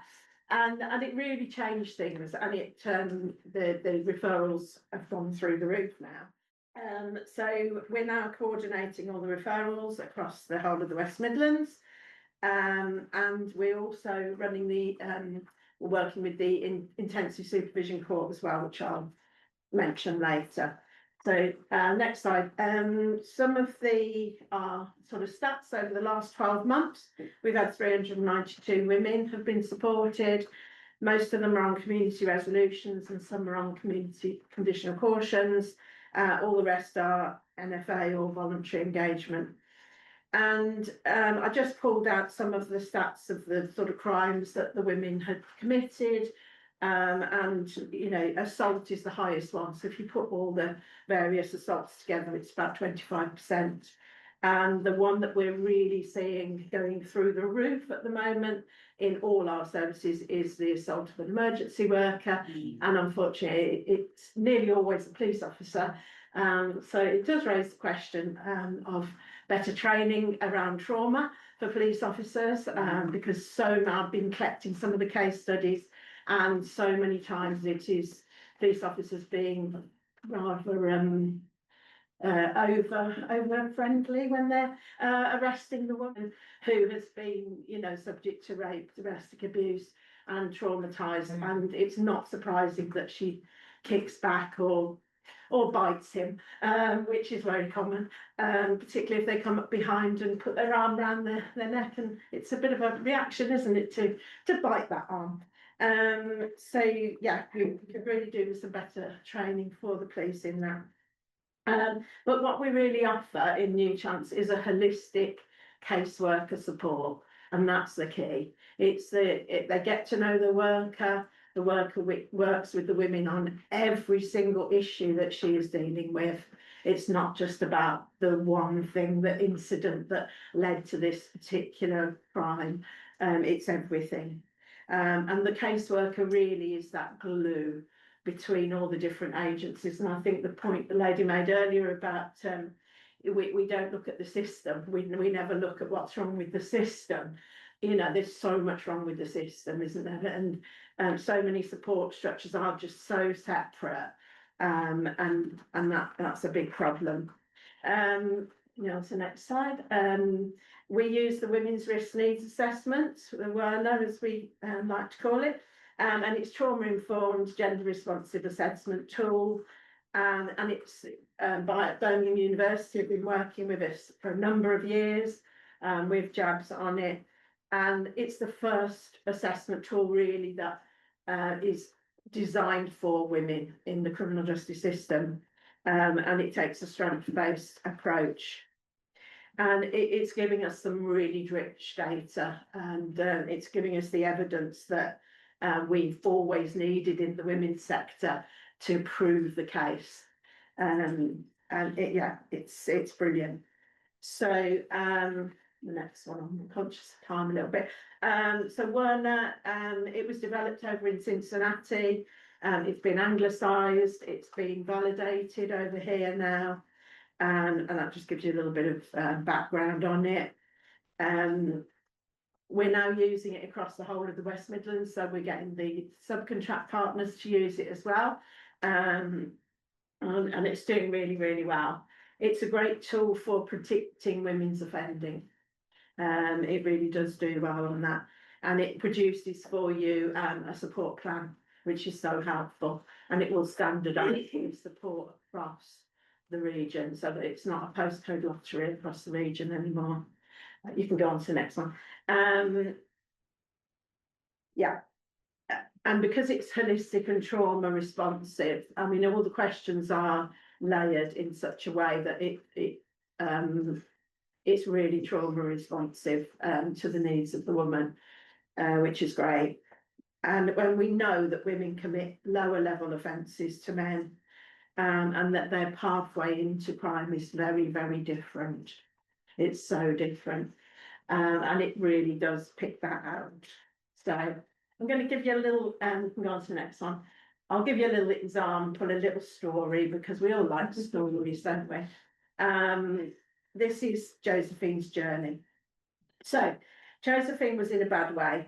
Money was tight and she was struggling to pay her bills. She had 3 young children and they were currently living in a 2-bed flat as she'd separated from her abusive partner. She was using alcohol as a coping mechanism. She assaulted her child and was subsequently arrested, receiving a conditional caution. The office that dealt with her explained about the referral to New Chance for support for her current situation. She was given an information sheet to take away, to digest, and she was sent a video of the staff talking her through the process. Josephine's home address and travel route meant that it was easier for her to attend Anawim to access support. She received a call from the caseworker who discussed her referral and booked an introductory appointment. She was sent a bus pass in the post along with the bus route for the journey. She met her caseworker and was given a tour of the centre and was given the opportunity to answer any questions. Following this, a WIRNA was completed and together they created a support plan. Josephine was struggling to engage, was experiencing suicidal ideation and felt that she couldn't cope with her life. Her housing situation was causing issues. She was drinking every night. Her caseworker supported her with stabilisation, supporting her to attend the doctors, to review her medication and submit a referral to the community mental health team. She was referred to CGL and supported to access her first appointment to address her drinking. Her caseworker contacted children's social worker and supported her in attending the child protection conferences. Josephine was not in receipt of the correct benefits, so she was supported to apply for universal credit. Her worker liaised with the social worker to ensure a house moved to an appropriately sized house. With the support put in place, Josephine's mental health stabilised and she developed a positive relationship with her caseworker and was coming to the centre for appointments, building her confidence. Josephine was linked in with specialist support regarding her finances and domestic abuse that she'd experienced in the past. Josephine started attending courses at the centre to develop a new positive coping skills so that she didn't need to rely on the alcohol. And she started counselling at the centre. Now that Josephine felt that she could breathe again and focus on her future, she did just that. She'd always wanted to go to university to study midwifery, so she set this as her long-term goal. To start work towards this, Josephine started studying for her Maths and English qualification. Social services reduced the plan from children in need to from child protection to child in need due to the progress she was making. She was also attending community groups in her local area for her support networks. Josephine decided she was ready to move on from intensive casework and exited the project, remaining to attend courses and social events at the centre. So she's a bit of an example of the complex needs that women attend with. They've got so much going on in their lives. You can't just deal with one thing. And if you made them go over there for their substance misuse and over there for that, and like I said, the caseworker is really the glue that holds that together and pulls it together for her, because to manage all those appointments is just hell. You can go on to the next one. There's a little bit about work we're doing with Birmingham University. We're working very closely with Simon Pemberton, and they're going to do an independent evaluation of New Chance when now that it's getting going on in the new way. And we'll be able to use the one to really pull down the data into that, because it will be everybody using it across the same. I'll just go on very quickly to intensive supervision court, which it's not strictly speaking a police diversion, but it is a diversion. It's a diversion from prison. We are involved with the pilot court in Birmingham. It's an absolutely great model. It's really, really successful, and the government think it's successful, so they are rolling it out now, and the expressions of interest have gone out. Lord Timpson said it was the best day that he had in the job when he came to visit. It's for women who are on the cusp of custody, and it's a 2-year sentence, and it is very intensive. We've had 132 women come through so far in the last 12 months. We've been going for nearly 2 years now. Shoplifting is the most common crime, followed closely by assault of emergency worker. We're seeing tons of that. And putting the assaults together, it's very similar, around 24%. And we've only had 9% breaches or failing to surrender, which is very good, very low, because these are women who are quite revolving door women who are going round and round. What's really great about the model is that they see the same judge every 6 weeks, and they love her. She is brilliant. She's such a great judge. We have got a second judge as well, and they like him as well, which is great. And we're starting to see women graduate now. So when they get to the end, they are having a little graduation ceremony, which is fantastic. They come in to see the judge with their certificates, and she praises them up, and it's just so lovely to watch when you go to see the reviews. They're absolutely brilliant. So just to finish, what we know about diversion, it makes sense. It makes absolute sense. If you can maintain links with your community, your family, your children, your work, your home, all these things are so protective, aren't they? If you lose your home, you're going to lose all your connections. You slip into temporary accommodation. Birmingham particularly is really rubbish when it comes to housing. We've got so many terrible HMOs. We've got women and children in temporary accommodation for 2 years in hotels, and they're really bad. So if we can avoid that, if somebody has actually got a home and we can avoid them losing that, it's absolutely brilliant. And it saves a lot of money. It saves court time. reduces the prison population, which we know is huge at the moment and massively needs to happen. But it also stops children going into care, which we know is a pathway into crime and prison. And we know that prison doesn't work. You know, if prison was a factory and 48% of that product that you were making failed, you'd close the factory down, wouldn't you? But we don't close the prisons down for that reason. So that's why we're so happy that we're going to be getting the evidence that we need from the awareness, because we need this evidence, because we've been saying it for donkey's years now. And the MOJ keeps saying, well, we haven't got the evidence. Well, you've got the evidence that the other one doesn't work. But, you know, we're going to have the evidence that this does work. And for women, blame and shame and judgment is much higher on their radar than it is for men.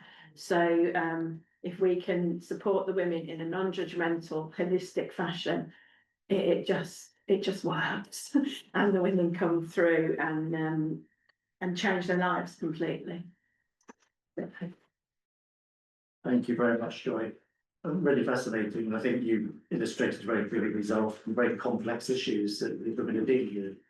It's actually not that difficult to sort it out. You just need the services operating in the right way, connecting with the police, you know, and proper continuity of support.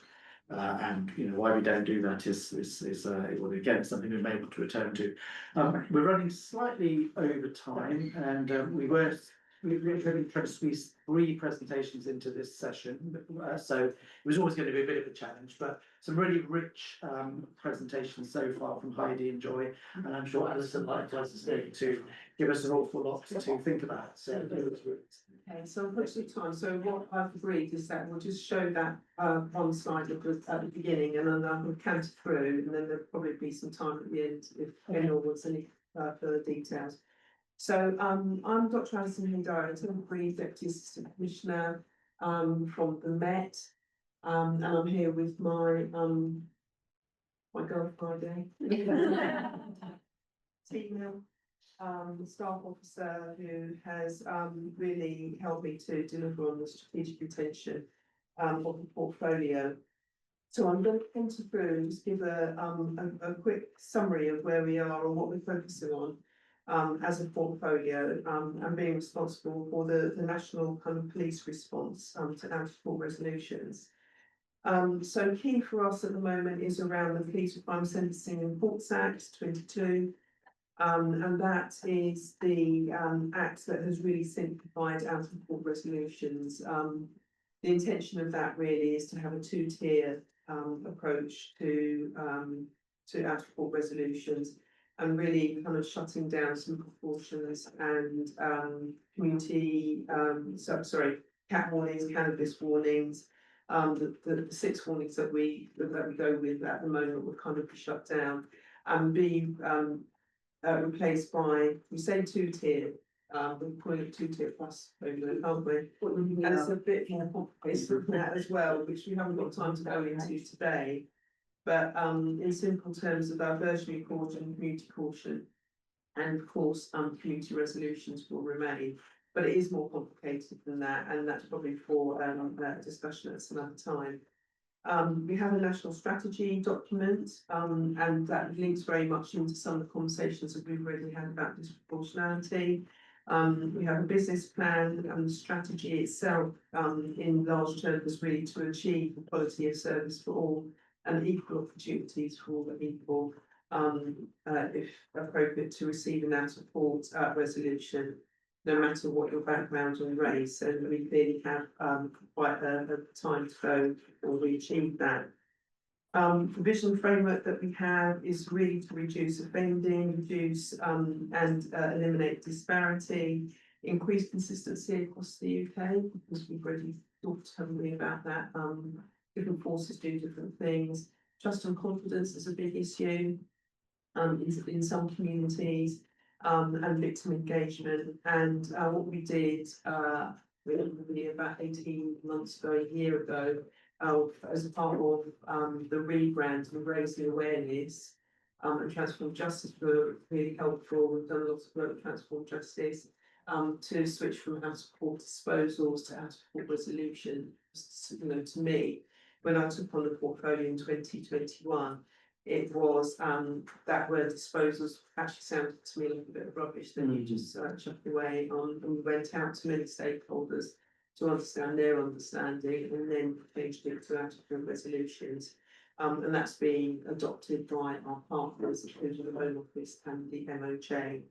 And we're working with a lot of partners to achieve what we want to achieve under the business plan and the strategy. And at the moment, although we don't have an implementation date for that change under the legislation I just spoke about, we are finding that more and more forces are moving away from using SITs to the two-tier process, that framework. And currently, I think it's 431 now, but we've got at least 31 forces out of the 43 who are operating a two-tier or hybrid version. So they're clearly moving towards the two-tier. Just a couple of highlights and things that we are focusing on at the moment. We talked about outcome codes. We are awaiting, we've been really speaking to our, especially MOJ and Home Office, about changing the outcome codes, and we await the results of those discussions. We have, I say we, usually we're all we, because it's actually Tina. Tina carried out a UK-wide engagement with many partners just to look at the adult gravity matrix, which haven't been reviewed for many, many years. That was a really good piece of work that Tina did. We're also looking at digital stuff and innovation. So, you know, we don't at the moment have a platform that we're able to manage out-of-court resolutions to the extent that we would want it to be managed. So we're looking at that. And have also, of course, supported DA, CARA, and take-on pilots. We are also doing a lot of work with Sid and Adam at the moment, looking at what we're calling the Trailblazer project. And that's essentially really to test what works and for whom, and bringing some forces in really to establish what is the kind of excellence model for the delivery of out-of-court resolution, and putting an evidence base behind that. And of course, the other thing that was mentioned today was around the Leveson report. We were very pleased to have had a whole chapter to ourselves about out-of-court resolutions, chapter 3, containing 10-11 recommendations, which we are, some of which we have already started actually before the report's published, looking at how we can improve out-of-court resolutions. And of course, Tina discussed before, mentioned deferred prosecutions. We're very much behind that, the evidence base for that at the moment, and we are doing that. So all in all, just to summarise really, we feel that we are at the crossroads of out-of-court resolutions. There is a growing evidence base that we already have. Also, we are developing that evidence base going forward. Of course, we've got Safe Streets missions and other missions actually that out-of-court resolutions clearly supports. And we have done a lot of work to bring courses up to speed and produce things like the adult gravity matrix and other guidance to enable forces to understand where they're missing out opportunities to deliver out-of-court resolutions. And we're looking at other things that we can do in terms of training and things like that when we get the implementation date going forward. So I don't know, Tina, if there's anything that I really can prove very quickly, because I know the time. I dare, because I could probably talk about like how there's anyone that knows me quite well about out-of-court resolutions. But yeah, it's just a really active space at the minute, and it's really interesting hearing from our obviously partners here today about all the work that's going on supporting. I think it's a greater collaboration, isn't it? We can't in policing achieve this alone. It's again, you know, talk about public health. I'm really keen to start bringing in health. We've got health police consensus that was produced some time ago. But it feels like an exciting time, and there's an opportunity. I think it's going to be interesting to hear the response around Leveson, interesting around the assault emergency worker that we saw referencing Gork as well. So I think we recognise there's an awful lot to be done. We think that we've got a really good handle with the business plan and strategy about the way we want to move forwards. It's just maintaining momentum now. We've not got the statutory reform, we haven't got an implementation date yet. So it's still encouraging forces to continue with their transition to a more diverse, reparative, restorative, reparative approach to dealing with low-level offending. Culture change, I mean, absolutely. I think we've talked about that and kind of educating our kind of front line around the sort of the differences now that's going to be required of them. And I think the approach in policing historically, isn't it, is this round circle of arrest, charge, court, and linked performance in relation to that as well. So ongoing conversations with HMICFRS as well to bring them in. Again, all trying to kind of switch our approach and the kind of the culture that sort of stepping across what perhaps traditionally our approach has been to policing, which is, you know, justice is getting everyone to court. Actually, it isn't, and we know the evidence base supports that. So I'll stop talking because I know we've got a bit coming on around discussion, but yeah, really happy to take any questions in relation to what we've got on the go. I think, Richard, sorry, it would be just worth just mentioning, just for 30 seconds, that under the Police Race Action Plan, I have set up with the CPS a nationwide disproportionality board. And it is quite likely that out of court resolutions will be discussed in there as a way to reduce disparity within the criminal justice system at that front end. So the national conversations are continuing around that. And Tina mentioned culture change. I think the culture change is not only on the front line, but actually is right at the top of the organisation and the policing. Because we do find anecdotally that some of the reticence around using out of court resolutions is because outcome 22 is not shown as a positive outcome.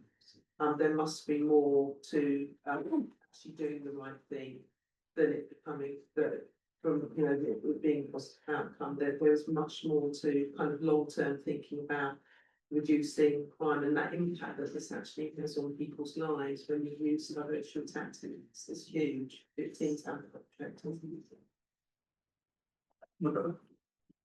Thank you very much. Thank you very much, Alison, and Tina. It's going to get 2 for the price of 1 there, which is great and a really rich helicopter view, really, of an awful lot of work that's going on. And it kind of does feel to me, you know, having looked around in this area for many years, it does feel to me that there is more of a focus on diversion, the potential for diversion, and certainly I can remember for some years, and perhaps mine's a big focus by the, you know, the kind of the crisis in the justice system at various points, not least of all in the prison system. So if that's kind of forcing people to maybe think about things in ways they perhaps haven't in the past, I mean ministers in particular, then great, that's what we need.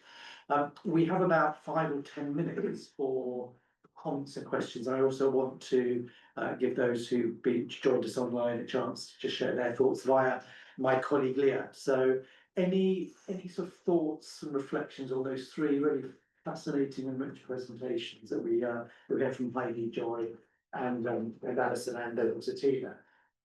Any thoughts on? I know this is not off topic a bit, but I just wanted to come back to the point about assault on an emergency worker. Just to give some context, I used to be a probation officer before that was an offence. I went to the daily court watch, which Transform Justice arranged recently, and I was staggered at how many people police had been at the scene of an offence. The person very clearly had a mental health problem. All the other charges were dropped by the CPS, but the sort of an emergency was taken forward, and I think it was a wider conversation, but I think it's something really damaging that we need to try and get control of, particularly with a new offence of assault against a shop worker, which we might see take on a similar lot of unintended consequences. But I guess it's a side issue tending to diversion. The other thing I wanted to raise quickly was how we design diversion schemes, particularly for women, ethnic minorities and other minoritised groups, and how we look at whether we can bring people with lived experience to help design those activities. Just some work we've done in forums recently, really silly reasons on the face of it why people don't engage in services and diversion. There's things like one of our members told me, get to the door, get the 3 buses, look at the doorbell and think, I don't know whether it's that doorbell or that doorbell, and go home. Like things that are so easy to fix, but we don't realise they're a problem until we ask people that have been in the system, and obviously just naturally most things we've done in the justice system are built for men, but for white men, we really need to make sure we get that right. And I know everyone knows that, but it was worth making the point in this. I was going to say, on the PBB project, we have been partnering and collaborating with User Voice.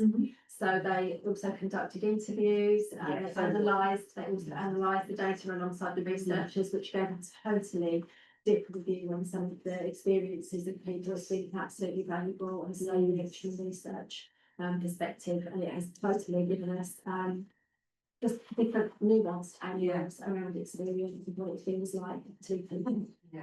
Really, really helpful. 100% agree. Well, I was just going to make three very quick points. I mean, the first is you're very well named Joy, aren't you? Because I think you injected a bit of joy. And importance of person-centric kind of services, which seems to me to be at the heart of it. So thank you for that. That was really good. The other bit was just around the, the programme you were talking about. I mean, the trusted adult role is obviously well documented. We have in London a mentoring framework which spells out based on, and that brings to your point, young people's experience. And I think all of this has got to be rooted in the young person's experience about kind of do's and don'ts. Over 900 organisations across London now use it, download it, and find it really helpful. So very happy to share that. But I think young people with lived experience is by now we shouldn't even be challenging that really. That should just be automatically part of the picture, and it certainly is in the work we do in the violence reduction unit. And then the third was picking up on Alison, sorry, was it Tina, yeah, presentation, and just thinking about that public health approach, which obviously has been much kind of vaunted as the kind of, thinking through all the different partnerships. But certainly in London, that's the role we've played really, is bringing together police, health, education, local authority, communities, and making sure that young people's experience is at the heart of that. I don't know whether that's applied to other VRUs across the country, but it's certainly been the thing that's energised us across London. And so a meeting yesterday, which the Mayor chairs, which is, saying partnership isn't about everybody doing everything, it's actually about everybody bringing their expertise to the table. Briefly, just to pick back up on the AEW point. So I was fortunate enough to sit on the working group with CPS in relation to their production of the new LOU for policing. And we've had a bit of a bigger footprint now around considerations going out for resolution for an AEW case. And of course, in policing, it has been seen perhaps as a slightly contentious with the legislation that sits there as to, and it was empowered, wasn't it, 5 or 6, 7 years ago by the then government around using that legislation. There's a bit of a step back in terms of actually, is an out-of-court resolution suitable? And we're saying that yes, it is in certain cases. So we're also seeing a slight rise in use of diversionary interventions and the introduction of new interventions. I think Rise Mutual provides one of them. And so we've encouraged that through the contacts that we have across Old Hampshire as well, and just trying to kind of, again, get that cultural change and that sort of mindset that no OCR could be appropriate. And just very quickly around the lived experience for learning, we recognise that in adults. So as a portfolio, we presented a lived experience session at one of our events about a year ago. So that's attended by all of our force representatives, so across all 43 forces, plus our stakeholders. And the impact of that and the feedback we had, and there was delivery. So 2 ladies that had received additional cautions, one for domestic abuse and one for I think it was assault emergency worker, in fact, actually, and a drugs matter. A huge impact to the point that we've got our upcoming national event due in October, and we're actually using User Voice to come in and again do another session for us, again, just because the impact it has and how that filters through back down into kind of force areas and to staff. So and that's for adults.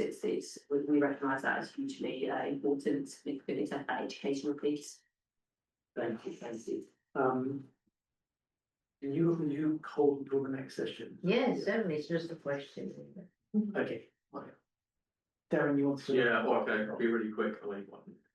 I'll just throw a little thought bomb grenade out at the end, but I know we're here about police diversion, but I often feel that police are often holding the baby of diversion, and effective, meaningful diversion is really prevention and rehabilitation, and it will benefit every part of the criminal justice system and of society. And I feel it often gets stuck with police. And being a provider, I talk to many police forces trying to sell or encourage our services. And it's always often about, that is our responsibility, but it's so much more than that. And they only have finite amount of resource and funding, and it kind of gets a bit stuck with police. Whereas, like I say, it can benefit courts, prisons, social care, health services. So that wider approach is needed to really push diversion to the next level. Thank you, thank you. Right, Leah, you have the intimidating role of trying to summarise in about 2 minutes, but I'm sure it'll be quite a rich selection of thoughts on our chat from those who are in the month. So I'll pick up two sort of things because they came up in the last session as well. One is a reflection on just changing political landscapes and thinking about the timeframes for these great initiatives people have been talking about and how they can be safeguarded is the right word against political change and shifting interests. That was one question that was broad. And the other one was a question about rolling out. So one was whether CARA and whether WALA would be rolled out to other agencies, for example, liaison and diversion teams. And Martin, you did have a question. We've got a couple of minutes. I have a question for colleagues who are running diversion programs for young people like yourself. Do this program involve young people, neurodivergent for people, and particularly those who would have difficulties with language? Yes, absolutely. So our for example, of Divan, all our resources have been through SEN approved, so we can use them for young people with special educational needs. And we've also, our youth justice service in York have a speech and language therapist. So we've approached them as well to have a look at what we use with them. But any young person that has either a diagnosed special educational need or ASD, or where it's believed that they have, but it hasn't been diagnosed, we will always bring that intermediary in, that other adult or peer who supports them in that understanding. So yes, they are absolutely included in the And process. you think this will be the case in other programs? So we use it for our nighttime intervention, but then we also do out of court. So we have outcome 22 for our drugs possession in North Yorkshire for those under the age of 18, and that is the same process. So that was built on the model ethos of Divan. And introduced in 2021, and we do it for that as well. Thank you very much. Thank you. Thank you very much. Right, let's. Oh, go on then, Tom. I could just answer the question about is Werner going to be rolled out?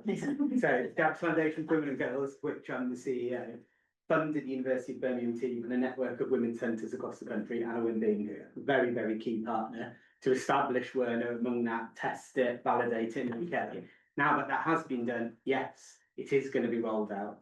And we've got a new partnership with the Henry Smith Foundation, and in the next few weeks and months, we'll be opening that up for women's centres across the country. There'll be dialogue going forward about who else might use it, but obviously the data within it's pivotal for everybody in the system. So yes, and watch that space. Thank you very much. Brilliant. Right. Well, we're going to take another 10 minutes or so. We'll be back again at 3:05.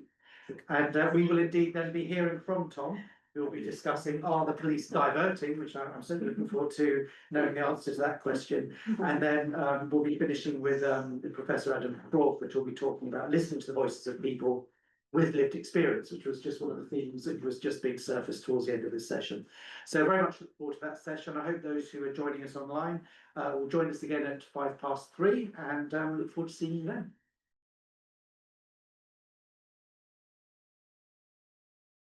Right, welcome back everyone to our final session. In this session, we're going to sort of look backwards, but also look forwards. We're going to reflect on some of the questions about implementation challenges in relation to police diversion.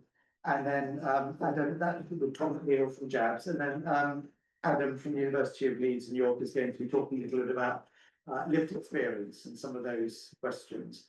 And then it'll be same format, we'll then break for a bit of a discussion amongst those in the room. We'll then take some comments or remarks online, so keep those comments coming in, and I hope those who make comments feel that we've tried to kind of capture some of the themes coming up there. And then we'll conclude and close. So without further ado, let's go straight on to Tom. So there we go. Thank you very much. I know you said right at the beginning, you know, it's quite informal put together, but actually the way the different presentations fit together is absolutely perfect. Just from a very selfish perspective, it kind of legitimizes some of the things that I believe to be true. So I can talk slightly more confidently that the room broadly, you know, has put forward evidence that suggests that's the case. And I think, you know, Joy, your presentation about what Anawim has done, both with New Chance in the West Midlands and the problem solving court, it's called Intensive Supervision Court, because it was designed to sound, you know, intensive and lots of supervision, but actually it is about solving the problems of the people for them. And I was involved in both in my previous role as Assistant Police and Crime Commissioner for the West Midlands, and I'm involved now through Jabs Foundation for Women and Girls because you're a key partner and funding that women's risk needs assessment. And the reason why your presentation is so perfect for leading into this is because all the narrative you gave about the kind of difference you can make to women's lives, but also the professional approach that the court takes and New Chance takes with the women's risk needs assessment. So it's not just anecdotal, it's not just good feeling, it's this real solid evidence base. It's because it's so credible that it's such a problem that for a period of time in the West Midlands, this was in existence, it just wasn't being used. The referral rates were incredibly low. And that's the case across all sorts of different community resolutions. I tend to use the term community rehabilitation to mean more formal things and more informal, but you know, we're talking about alternatives to custody. And I don't believe that was because West Midlands Police are completely anti it and they don't care about it or they're terrible. And I certainly don't think that about the Police and Crime Commissioner, because they were spending and are spending lots of money on all these schemes.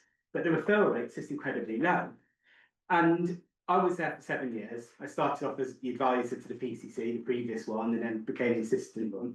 And I would say it pretty much took 7 years to devise a set of levers that could make a difference. And even then, I'm not completely convinced that's what did make a difference towards the end of my term. But I think they're quite common sense. And when you pull them together, you can see how that might make a systemic approach in the police.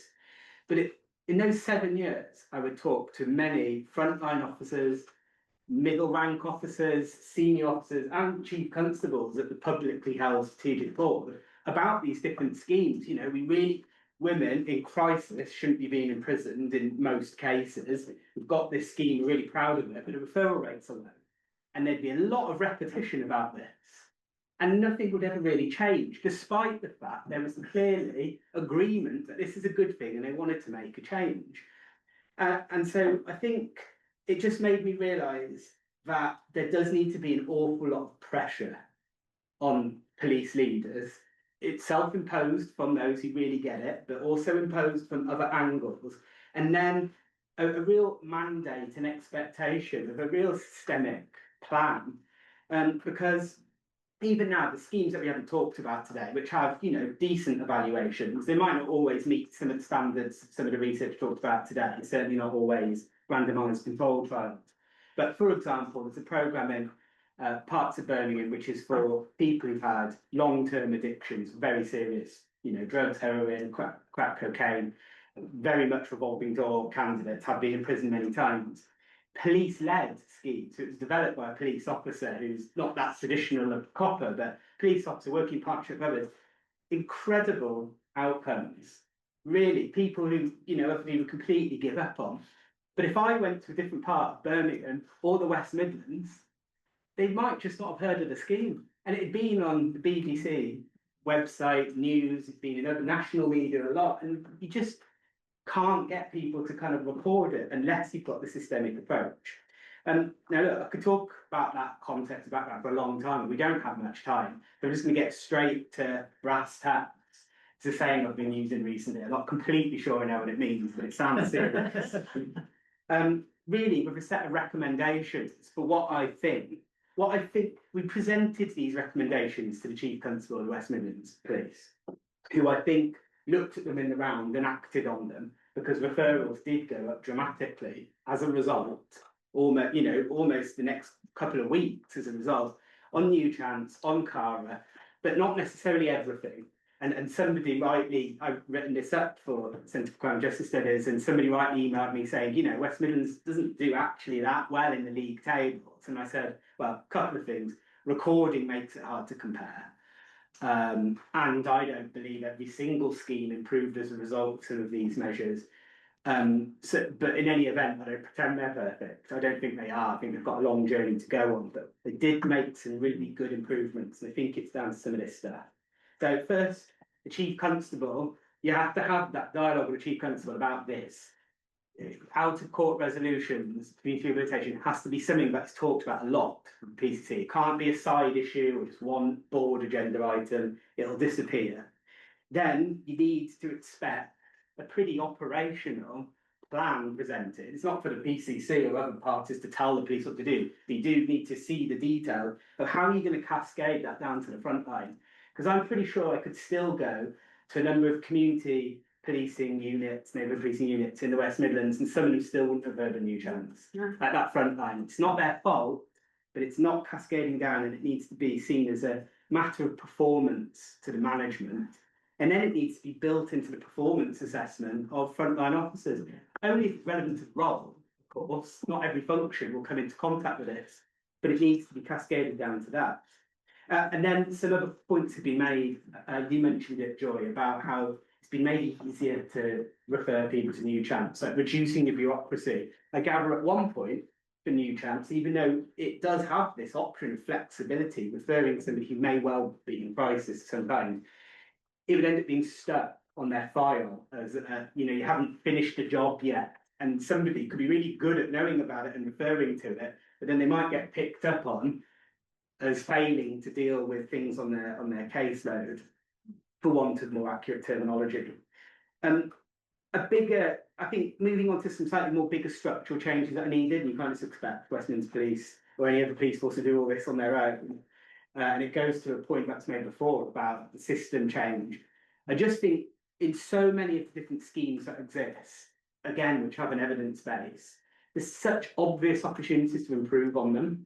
So a lot of them are quite one-dimensional. They seek to tackle one issue. Now, not everybody has a complex array of needs, but obviously many people who repeat journey into the criminal justice system do, including for men, different journeys, not as much violence suffered from, partners and exploitation.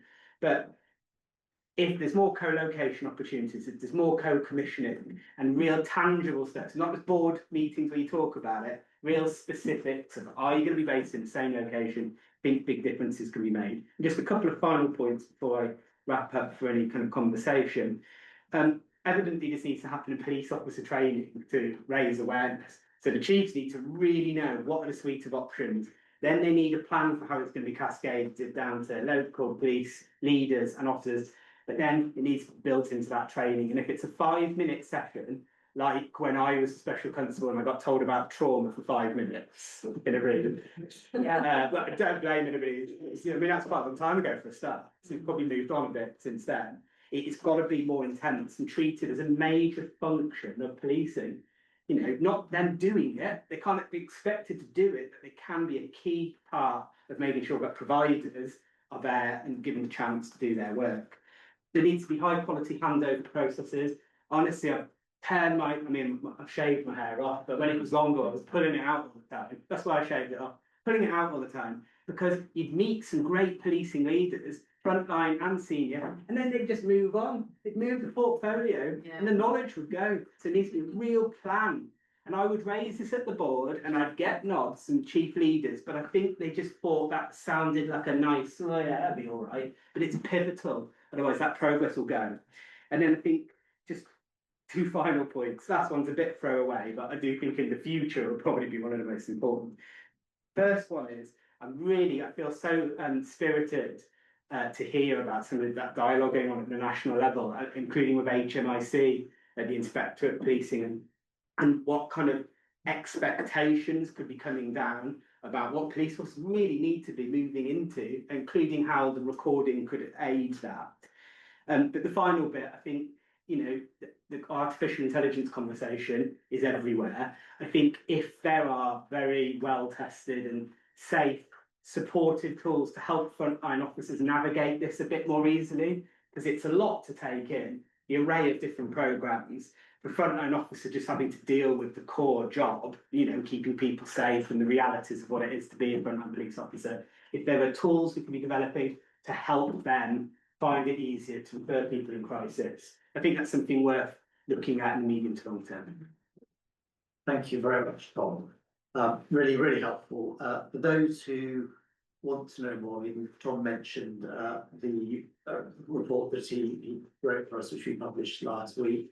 So it's on our website. Diversion in the West Midlands, a critical case study. So, you know, very much of it's definitely worth 15 or 20 minutes of your time to read, and that's all it would take. It's very kind of sharply written, and I think gives lots of food for thought. And certainly listening to your presentation, I'm almost kind of still stuck in the part where you said, you know, in Birmingham, there's parts of the West Midlands where they haven't even heard of New Chance. And I find it really interesting that, you know, a meeting room in London and those who are joining online probably know more about the New Chance scheme than quite a lot of serving officers in the West Midlands, you know, which is not a criticism of them. I think it's something about the way that, you know, how difficult it is to just bed in innovation in very large, complex bureaucracies, and just have to keep going. So thank you very much, Tom. It's given us lots of food for thought, and I'm sure we'll come back to picking up some of those feeds shortly. But in the meantime, our last speaker today is Adam Crawford from the Universities of Leeds and York. Splits his time between those, but you were at Leeds for many years, and you've more recently, in the last few years, moved over to York as well. And you're going to be talking about lived experience in young people. So. Yeah, Richard, thank you very much. So I'm Adam Crawford. I'm the co-director of the ESRC Vulnerability and Policing Futures Research Centre, which says something about what I want to kind of focus on, which is split across those two institutions you mentioned. And I was going to start this by saying now for something completely different. We've heard from the academic and the research, we've heard from the practitioners. Let's hear from those with lived experience. But actually, in the last session, we began to surface, and Kelly brought in some of those ideas, and it was really good to hear Nadine's kind of reflections on particularly the user voice kind of work that they've been drawing on. So maybe I'll temper that, not exactly for something completely different. But what I want to do is I want to draw on a small bit of work, and I must add the caveat. So there's a small bit of work that is informing a larger project coming out of the ESRC Centre, and it's very much in keeping with a strategy, a lived experience and co-production strategy that we've been developing over a number of years with actually Revolving Doors and Kelly's colleagues, and they helped us with working through the strategy. And one of the elements of that strategy was actually working with organisations that are actually working with people with lived experience, in part in terms of how one best goes around doing some of this research, because it is challenging bits of work.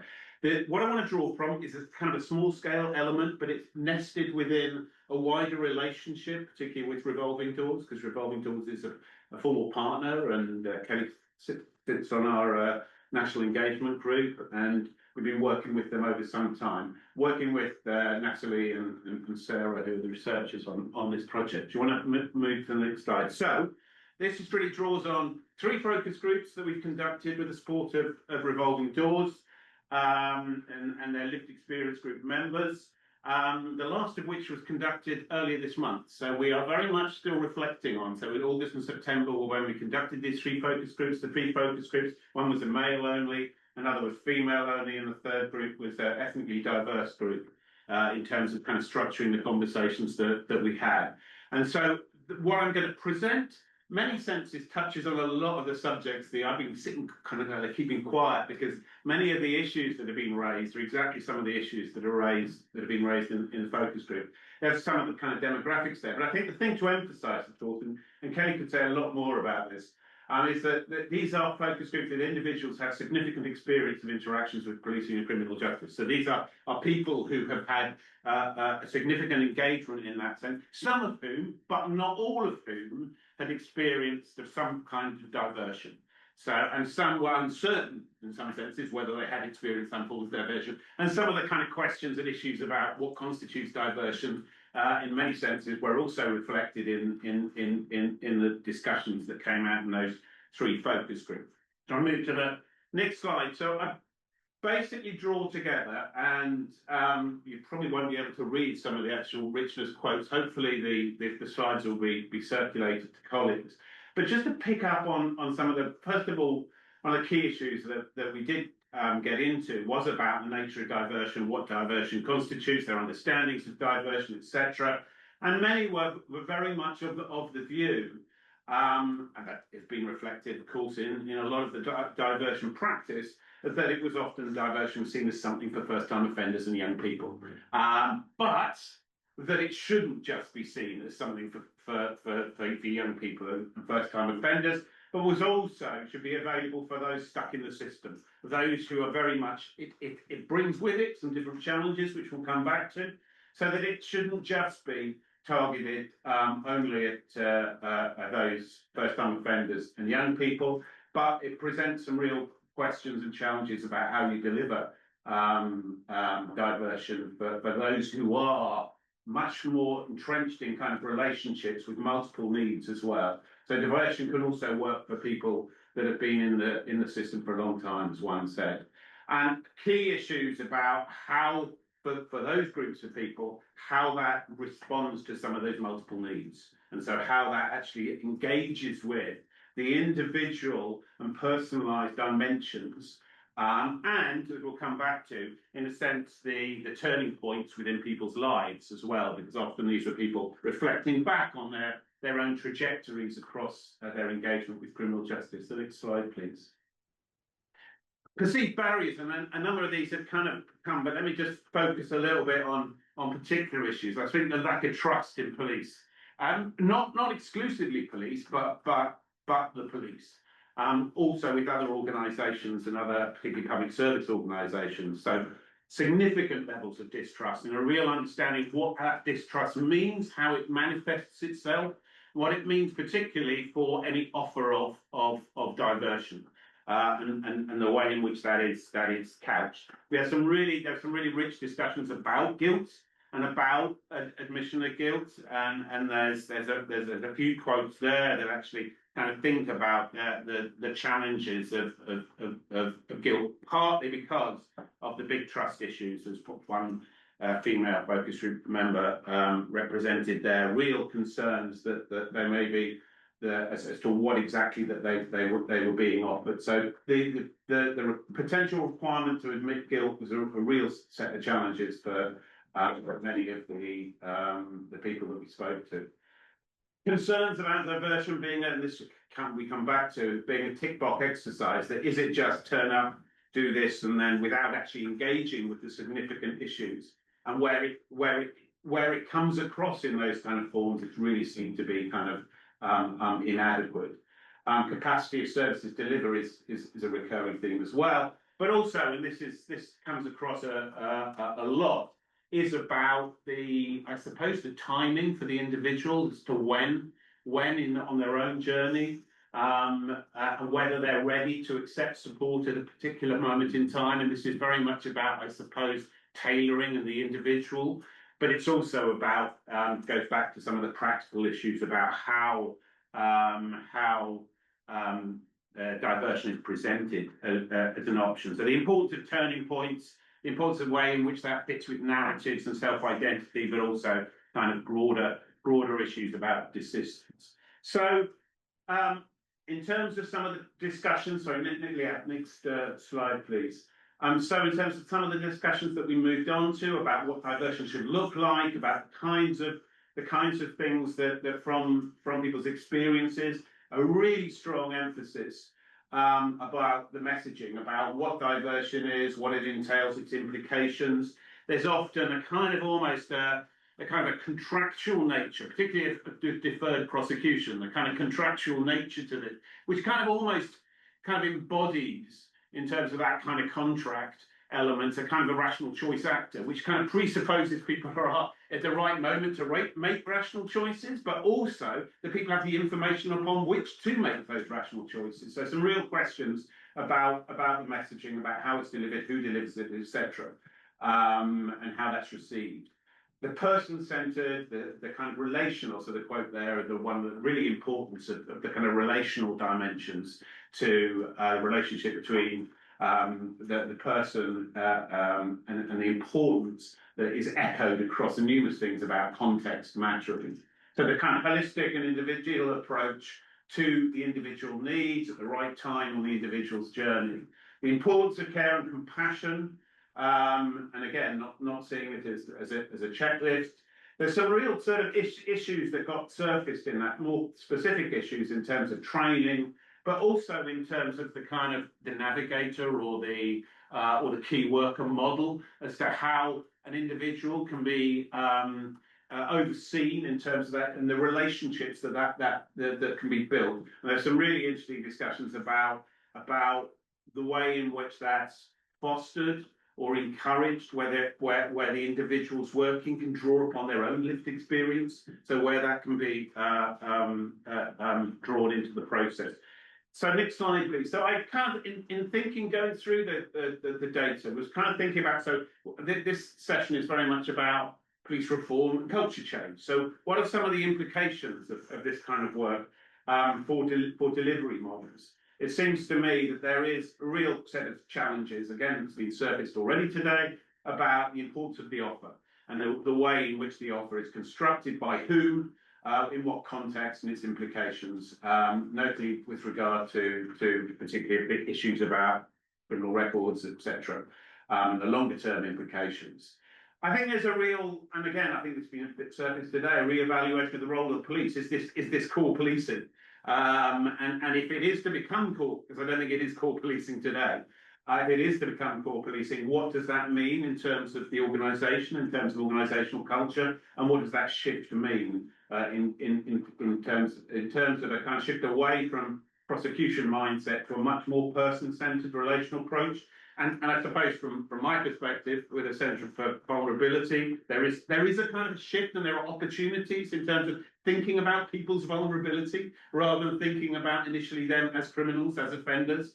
And I think that dialogue does open up some different ways of approaching more holistic and more relational ways of proceeding. Next slide, and I'm conscious I want to keep time for discussion. So but nevertheless, and I think these again have been surfaced today. Nevertheless, kind of what are some of the kind of the vexed questions for consideration? So there is about the limits of police involvement. How far should the police get involved in this? Are they just referral agents? They have a much more hands-off approach to it. Are they just gatekeepers in this process, or are they much more centrally involved in it? And I think that raises some normative and ethical issues as well, where diversion is available for vulnerable people with multiple unmet needs. Should schemes seek to address these complexities in the complex of diversion? So there's a real kind of I suppose less eligibility set of questions, which I think one of the quotes there nicely captures. How can they facilitate an offer of diversion based around my needs if they cannot meet my needs in the current services already in place? So there's this kind of, why am I getting it through a criminal context rather than being able to access it in the more normal routine processes? So how do we ensure, I think, parsimonious diversion? I think there's some real tensions. On one hand, you talk to people with who've had quite significant needs. Of course, they see diversion as an opportunity to really meet those needs in a much more broad. But of course, if you're doing this on the basis of quite a minor offence, then what's the kind of proportionality relationship between the intervention? I think this has been kind of already touched upon, the variability between a one hour workshop or an intensive 4-month plus. So there's a real set of questions around proportionality. If we are going to go down the road of really trying to address people with significant vulnerabilities and significant unmet needs, then there are some questions about fairness, proportionality, and I think the parsimony of the intervention. And how to avoid net widening, that's something that of course has already been raised significantly. I think that is, again, particularly in the policing and vulnerability context, I think that's a particular question. And of course, thinking about how we shift this, we've had this debate kind of already going. Do we, and Richard said, I think, do we need more evidence? Well, we can have evidence upon evidence upon evidence. We need some narratives, we need Josephine's story, we need evidence quite clearly, but we do have to confront the kind of the punitive paradox of the tap on the tap on or the soft on crime approach, which always, I think, diversion always has to confront it in the process of this. The last slide, is it the last slide? Yeah, so I'm going to leave you with some words of one of our male focus group members. I think any design should be co-designed with lived experience, because everything so far has been designed by government, by policy, by politicians, and actually they fail. So it's time to start including us in the design process. Thank you.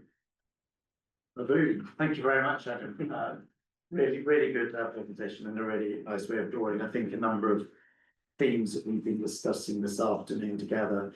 I just want to go back to that quote that you picked up, because I think it was just such a powerful one. How is it they can facilitate an offer of diversion based around my needs if they cannot meet my needs in the current services already in place? And I think we've talked a bit about during this afternoon about the importance of user voice and service user involvement, and that kind of in a sense summarises so much, because those who are going through the system are often the ones who have the greatest insights into what's wrong with it and what needs to change. So thank you. I think it was a really interesting summary. Okay, we have around 15 or 20 minutes to kind of a conversation, and what I'm suggesting is that we both draw on the themes of Tom and Adam's presentations, but we also do it in the context of what we've been discussing this afternoon.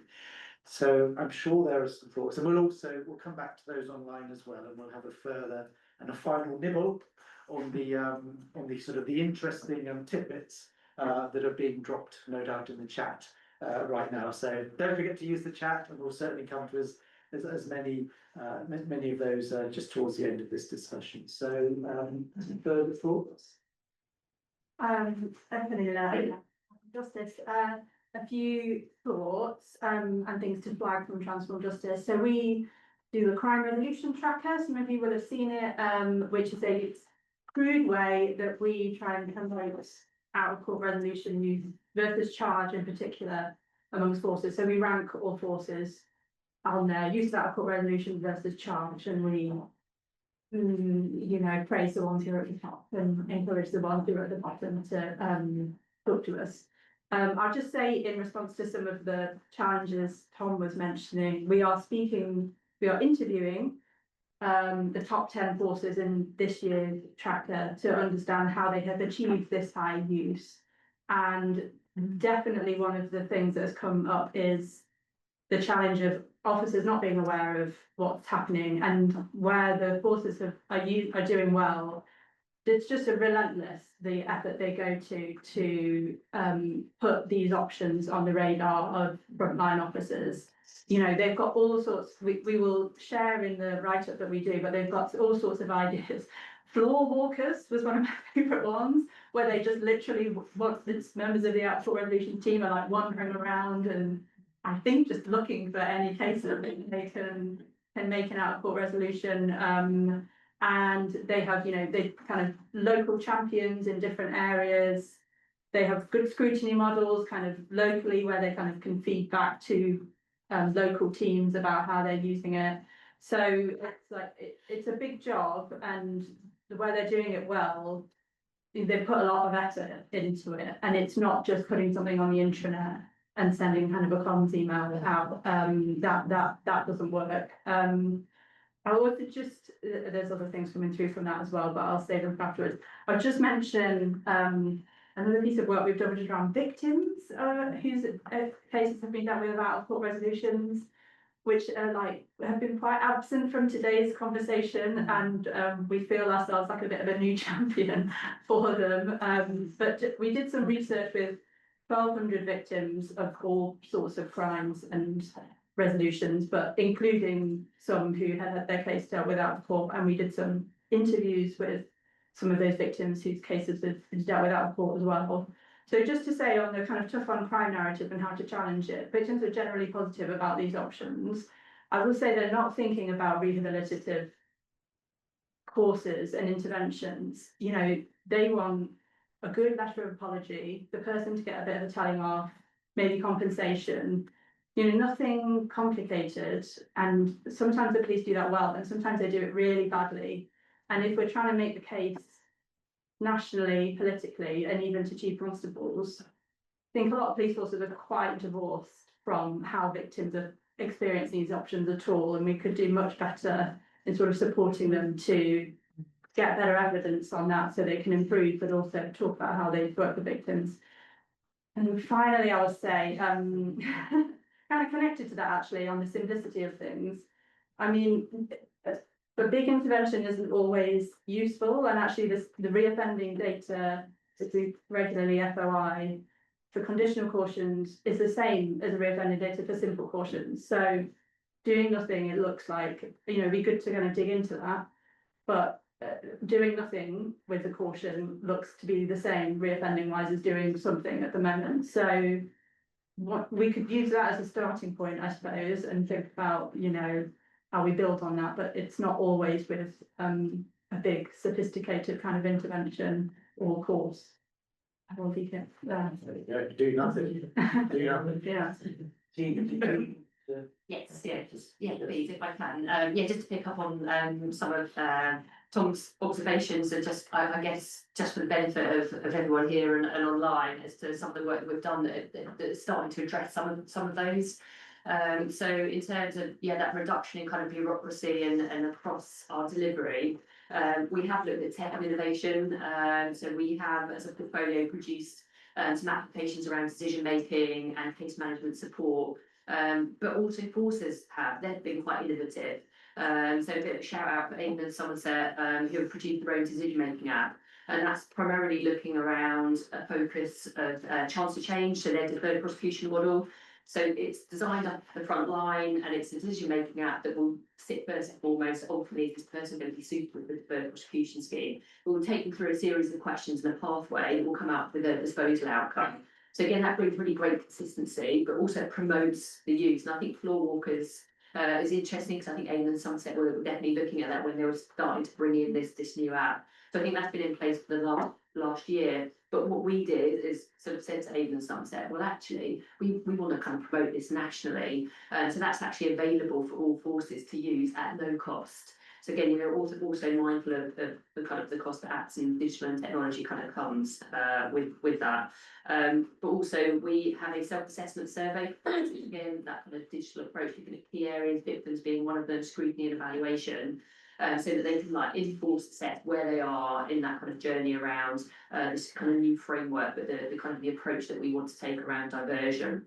So that's really useful from a national perspective. Again, kind of ties in around kind of data management as well. Referral app. We actually linked in with a consultancy company called Principal One, and they've produced a referral app to kind of automate and make it easy for forces to refer to third-party suppliers. So DrugLink were involved in that piece of work. It needs to be tested, so we're kind of looking at that currently to see if we can actually get that rolled out. And again, it works on Power BI and Power Apps, so it's free to use.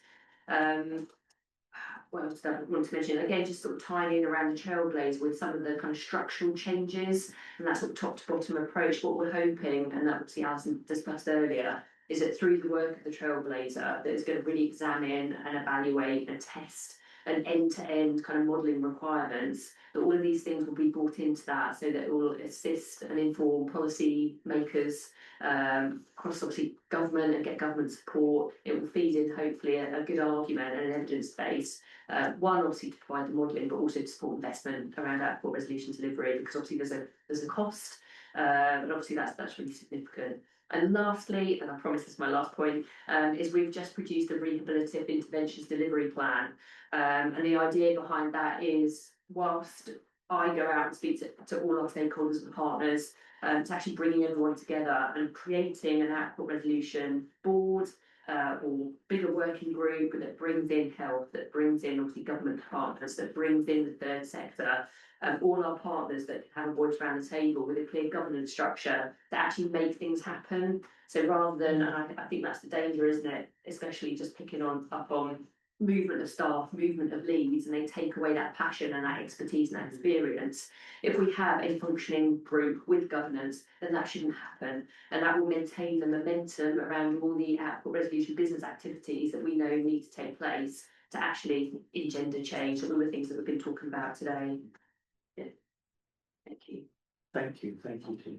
Can I sort of pose a question, slightly kind of abusing my position maybe as chair, but just thinking about, it was already prompted by Nadine's presentation and that question about whether alcohol disposals are net widening or not, and door walkers trying to encourage police to use these more.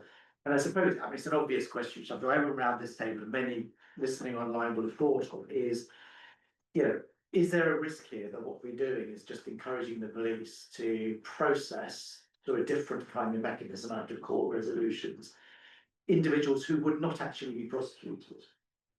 Because actually they don't meet the threshold. I think there was a talk earlier about, sort of outcomes 10, 16, 21, and how with Divan it's sort of teaching in some ways actually is focusing on those individuals who were actually under sort of judgments about is there an interest in actually prosecuting these people? They wouldn't actually be the threshold. So it's just really kind of asking that question about, I mean, I would say I'm very much in favour of diverting people from prosecution, so when they can be, but just sort of posing that question about, as we are gearing up to trying to do more of this stuff, what are the protections against a kind of a net widening, which, with the best of intentions, because this is often the case with policing interventions, and it's with the best of intentions, but actually with some outcomes which are perhaps less than optimal. Tom, I have a feeling that you have something to say about this. Yeah, so I mean, I would always share the concern about net widening, because personally, one of the main motivations is to see less people punished for coming from a context of crisis. So that's the motivation behind every system proposal. In the case of the problem-solving court, it really got it right because there was a really razor-focused emphasis on if this court's going to be established and all the partners that did co-design it, if it's going to be established, it can't be something that's going to bring people into this really involved process that otherwise should have been in the community. And they got it right there. That cohort of women, as Joy said in her presentation, that ordinarily they were going to prison. So this very much downgraded punishment component, but then gave intensive support. Most of the schemes that I've referred to in the paper are, I would say, in the main, pretty uncontroversial, that they are things that people should go to. And that's in two different ways. Okay. So on the one hand, you've got domestic abuse, lower level domestic abuse perpetrator, CARO, I referred to in the paper, and then you've got stalking and harassment programme.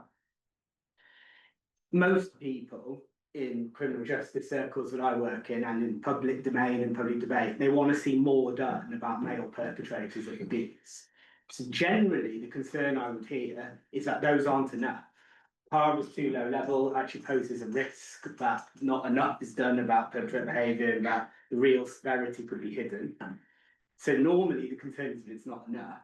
And so I'm really glad that something is happening, because ordinarily that cohort might get nothing at all. It might succeed in the prosecution. It might be an expensive use of time. It probably wouldn't really be punished. But then there is something that has at least an evidence base. And the stalking situation is famous for people not having anything done with them at all, and then it escalating to the worst case scenarios, homicide. When we talk about the one I mentioned in Birmingham that's police-led, that's for people who've been in and out of prison, in total crisis, they unequivocally need help. So I think, provided there's real clarity over the needs that the particular program's trying to meet, there's normally pretty uncomplicated justifications for it. But of course, if it becomes more the norm, and I think it's talked about whether there is evidence of it net widening, it looks like it's not too bad at the moment.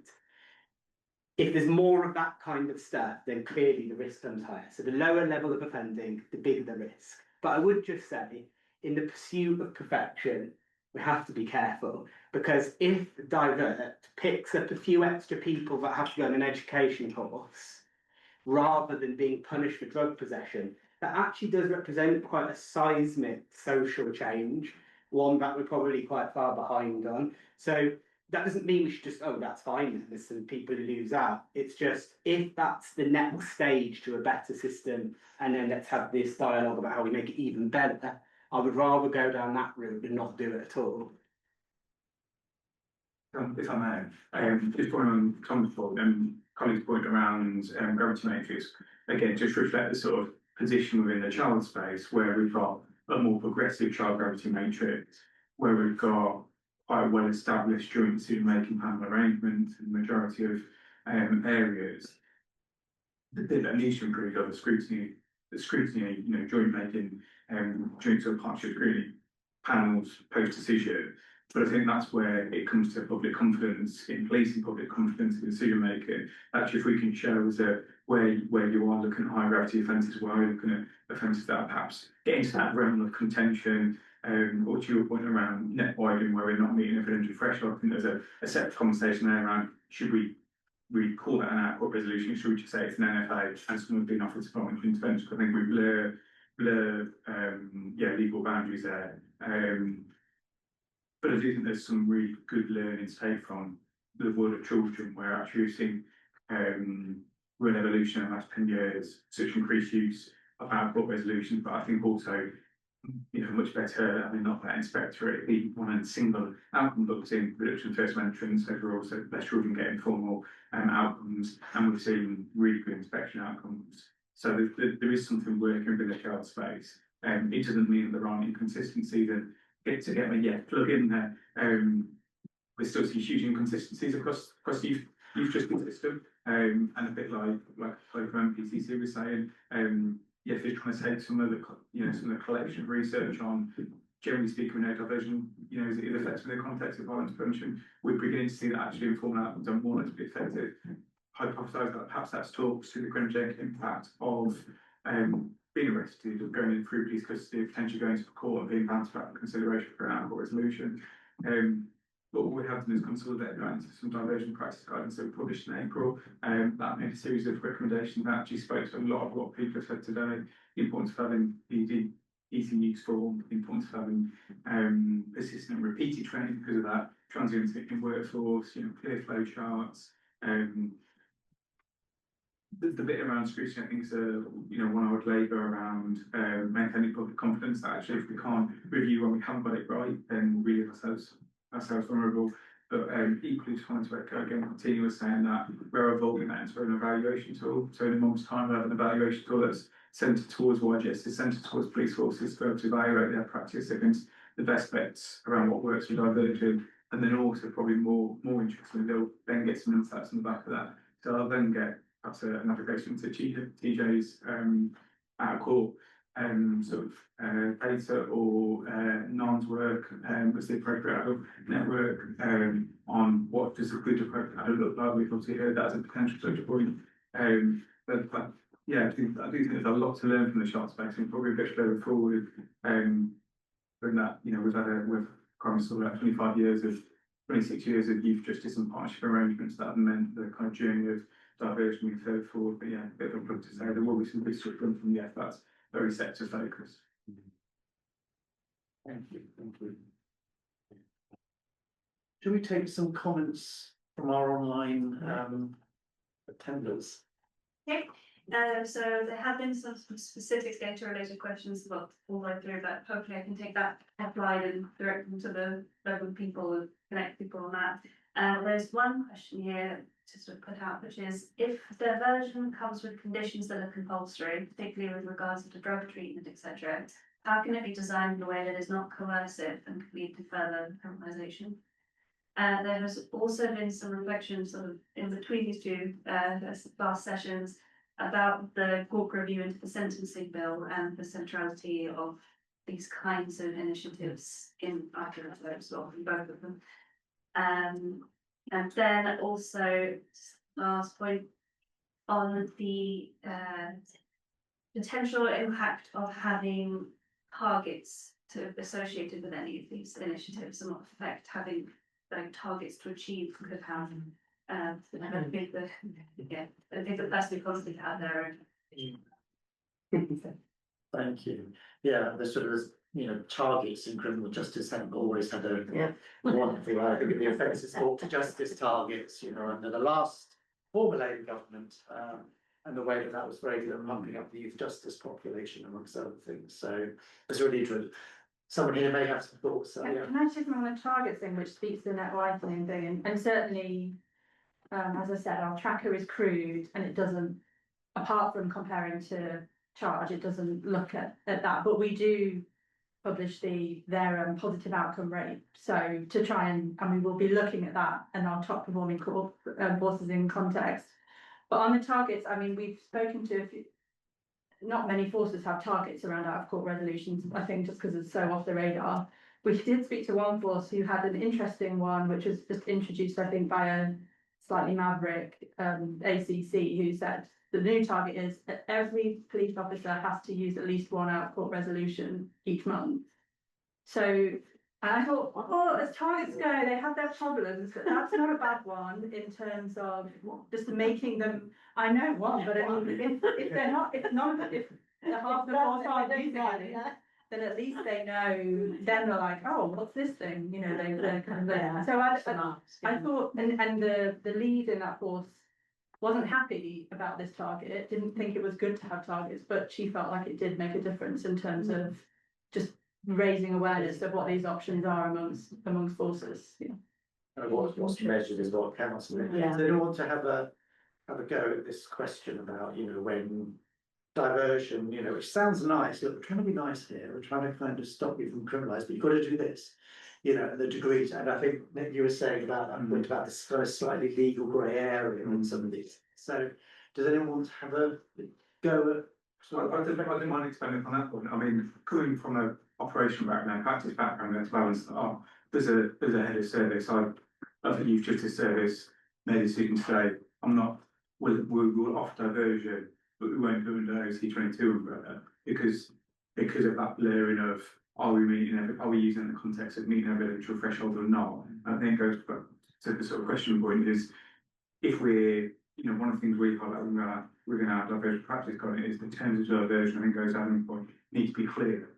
And if we're not clear about it, then we're perhaps conflating the truth, we're perhaps doing that with a carrot and a stick all in one. I think if we're saying it's a deferred prosecution, we need to be really clear to say if you don't engage with A, B and C, there's likely you could be charged and face further criminal implications. That seems a lot clearer. That's the kind of thing. But I think in the context of if we're saying is something has not met an evidential threshold, that we'd like you to do, well then it's not for me. I think that's probably something for government to rank and move in this direction. It's not an out of court resolution because actually otherwise you're getting into a grey area of the thing of Nick being, Nick and someone are arrested together. Nick says yes to engage the report, and on a DBS check, 10 years down the line gets an OC22. Somebody else is just straight NFA, but actually of the two of them, the person that was wanting that support, and that I think that is the contention. I think we just need to be clear around what's a formal out of court resolution where we meet an evidential threshold. Going back to Fernand's point, we're then really clear to the victim, really clear around this is where we're not meeting an evidential threshold, or we're just saying it isn't in the public interest to prosecute because of clear concerns about exploitation, or if we're in court space and you put forward a modern day slavery defence. So I just think we have to be really clear on an individual level and a very operational level around what is an informal out of court resolution and really what is a NFA outcome with our voluntary intervention. Very quickly, on the targets thing, I think generally speaking, we should be pretty cautious about targets. I think the approach that's probably better is to have real strong expectations of things that have a good evidence base being in place. So the target to have something in place, and then strong expectations about data quality and reporting, where if there are really low use rates of something in a particular geography or something, that should then be heavily scrutinised. And there might be complicating factors and reasons that justify it. So you need that data and you need the ability and the expectation of performance and the ability to scrutinise it that target setting might create. dodgy outcomes that are expected. And then on the substance misuse thing, I'm not an expert on different interventions relating to that, but I have heard lots of different people advocate for overall. Some people saying, actually mandation is sometimes just the real world reality that is required. Others saying that can damage the intervention at the start. I do generally see that the programmes that describe how they are done and then have a good evidence base and a demonstrable impact typically have that trusted individual. Sometimes that trust may be a little bit harder to build because the programme is mandated, but if the people on there are really skilled and they are trauma informed and it's sufficiently long term and then they do actually work in a way that tackles some of the multiple problems in their lives, then some of that mandate component becomes less relevant and it's more the relationship has proved its own worth to the individual because their life has actually been improved. But I'm sure other people would still disagree with that. Just to clarify, there aren't any diversion schemes that mandate full structured treatment onto somebody. It's the intervention is about having an assessment and helping the person understand what actual drug treatment is and consists of, and to motivate and encourage into drug treatment. Wouldn't never enforce drug treatment. Do you agree for me? We're very close to Just really brief, just picking up on the point around the challenge with full code tests being met and how the consequences are for that output resolution in terms of long-term consequences and how that's reflected perhaps on for later DBS checks. I mean, effectively an outcome 22 outcome is a no further action outcome. If it's a deferred prosecution scheme, we wouldn't necessarily expect that to go on PMC. So if we're thinking about the long-term effects, at the moment, and this got picked up in the Leveson outcomes, in terms of looking and reviewing DBS checks and how things are reflected back, because it could get picked up on an enhanced check years down the line, the fact that it hasn't gone on PMC. So we know there's some kind of challenges around that, and we'll support this ongoing piece that might look to review Rehabilitation of Offenders Act and how it reflects on DBS. With community resolution, there's no requirement to meet the full code test. There's a necessity to have an acceptance and responsibility from the individual, but effectively those conditions that you set are voluntary. So if they don't participate and they don't undertake those conditions, there shouldn't really be any redress from a force perspective, and that's the way the guidance is set up. If you're dealing with an individual where you think that they might breach those conditions, they're not going to comply, then community resolution probably is not your outcome from a police officer's perspective that you're going to use. But yeah, there's certainly no enforcement around CR. But again, this is another issue around how it gets reflected on crime reports, how DBS checking, particularly children, that might have made an acceptance for responsibility because it's quite a serious matter, but it's dealt with very low level because they're a child. However, that sits on a crime report forever and a day and potentially gets picked up. So I know there's concerns around that, and you have to forgive me, children is not my area of expertise, could be adult output resolutions, but yeah, just to give you a bit of sense about where we're sitting around kind of outcomes, and definitely from a national perspective supporting, as I say, linking in with Leveson and some of those recommendations and work that needs to be done. Thank you. It's one of those good examples of when you're talking about these quite complex areas, it's really helpful that people in the room who really know what they're talking about and understand the granularity of the detail. So thank you for that. We're almost out of time, but I wanted to, I mean, this initiative really was something that we were organising with our colleagues at University of Birmingham, Sid and Emily, and also Adam. So I did want to give Sid and Adam an opportunity, if you want to take it, to just offer any quick final concluding reflections or remarks. I don't know who wants to.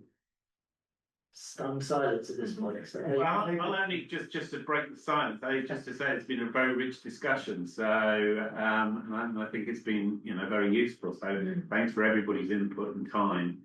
I think there are a lot of kind of connection points and commonalities. So, this is obviously, as a lot of people have said, is a rapidly changing, but the good, which makes a whole lot of challenges in keeping pace with that change. But there's obviously a lot to be done. So. Thank you. Sid and Doreen, No, absolutely. I think it's really good to have people with different experiences so that we're not just talking in theory, but have actually experience of what's going on in the scenario. And given how rapidly it's changing, you're probably going to be having a lot of shifting evidence, but a lot of interesting things to work with, and it's important that we do it right. So thank you everybody for their contribution. Obviously, Richard and Leah for organising it so well. Thank you very much. Well, thank you everyone for, you know, everyone who came today and for those who joined online, particularly if you started at 1 o'clock and you're still with us at 4, that's obviously equivalent of a kind of a diversionary intervention. You have, so well done. You know, an intensive one of that, yes, quite so. So thank you very much, and look forward to seeing some or all of you at a future event. But for now, that's it. Thank you and goodbye.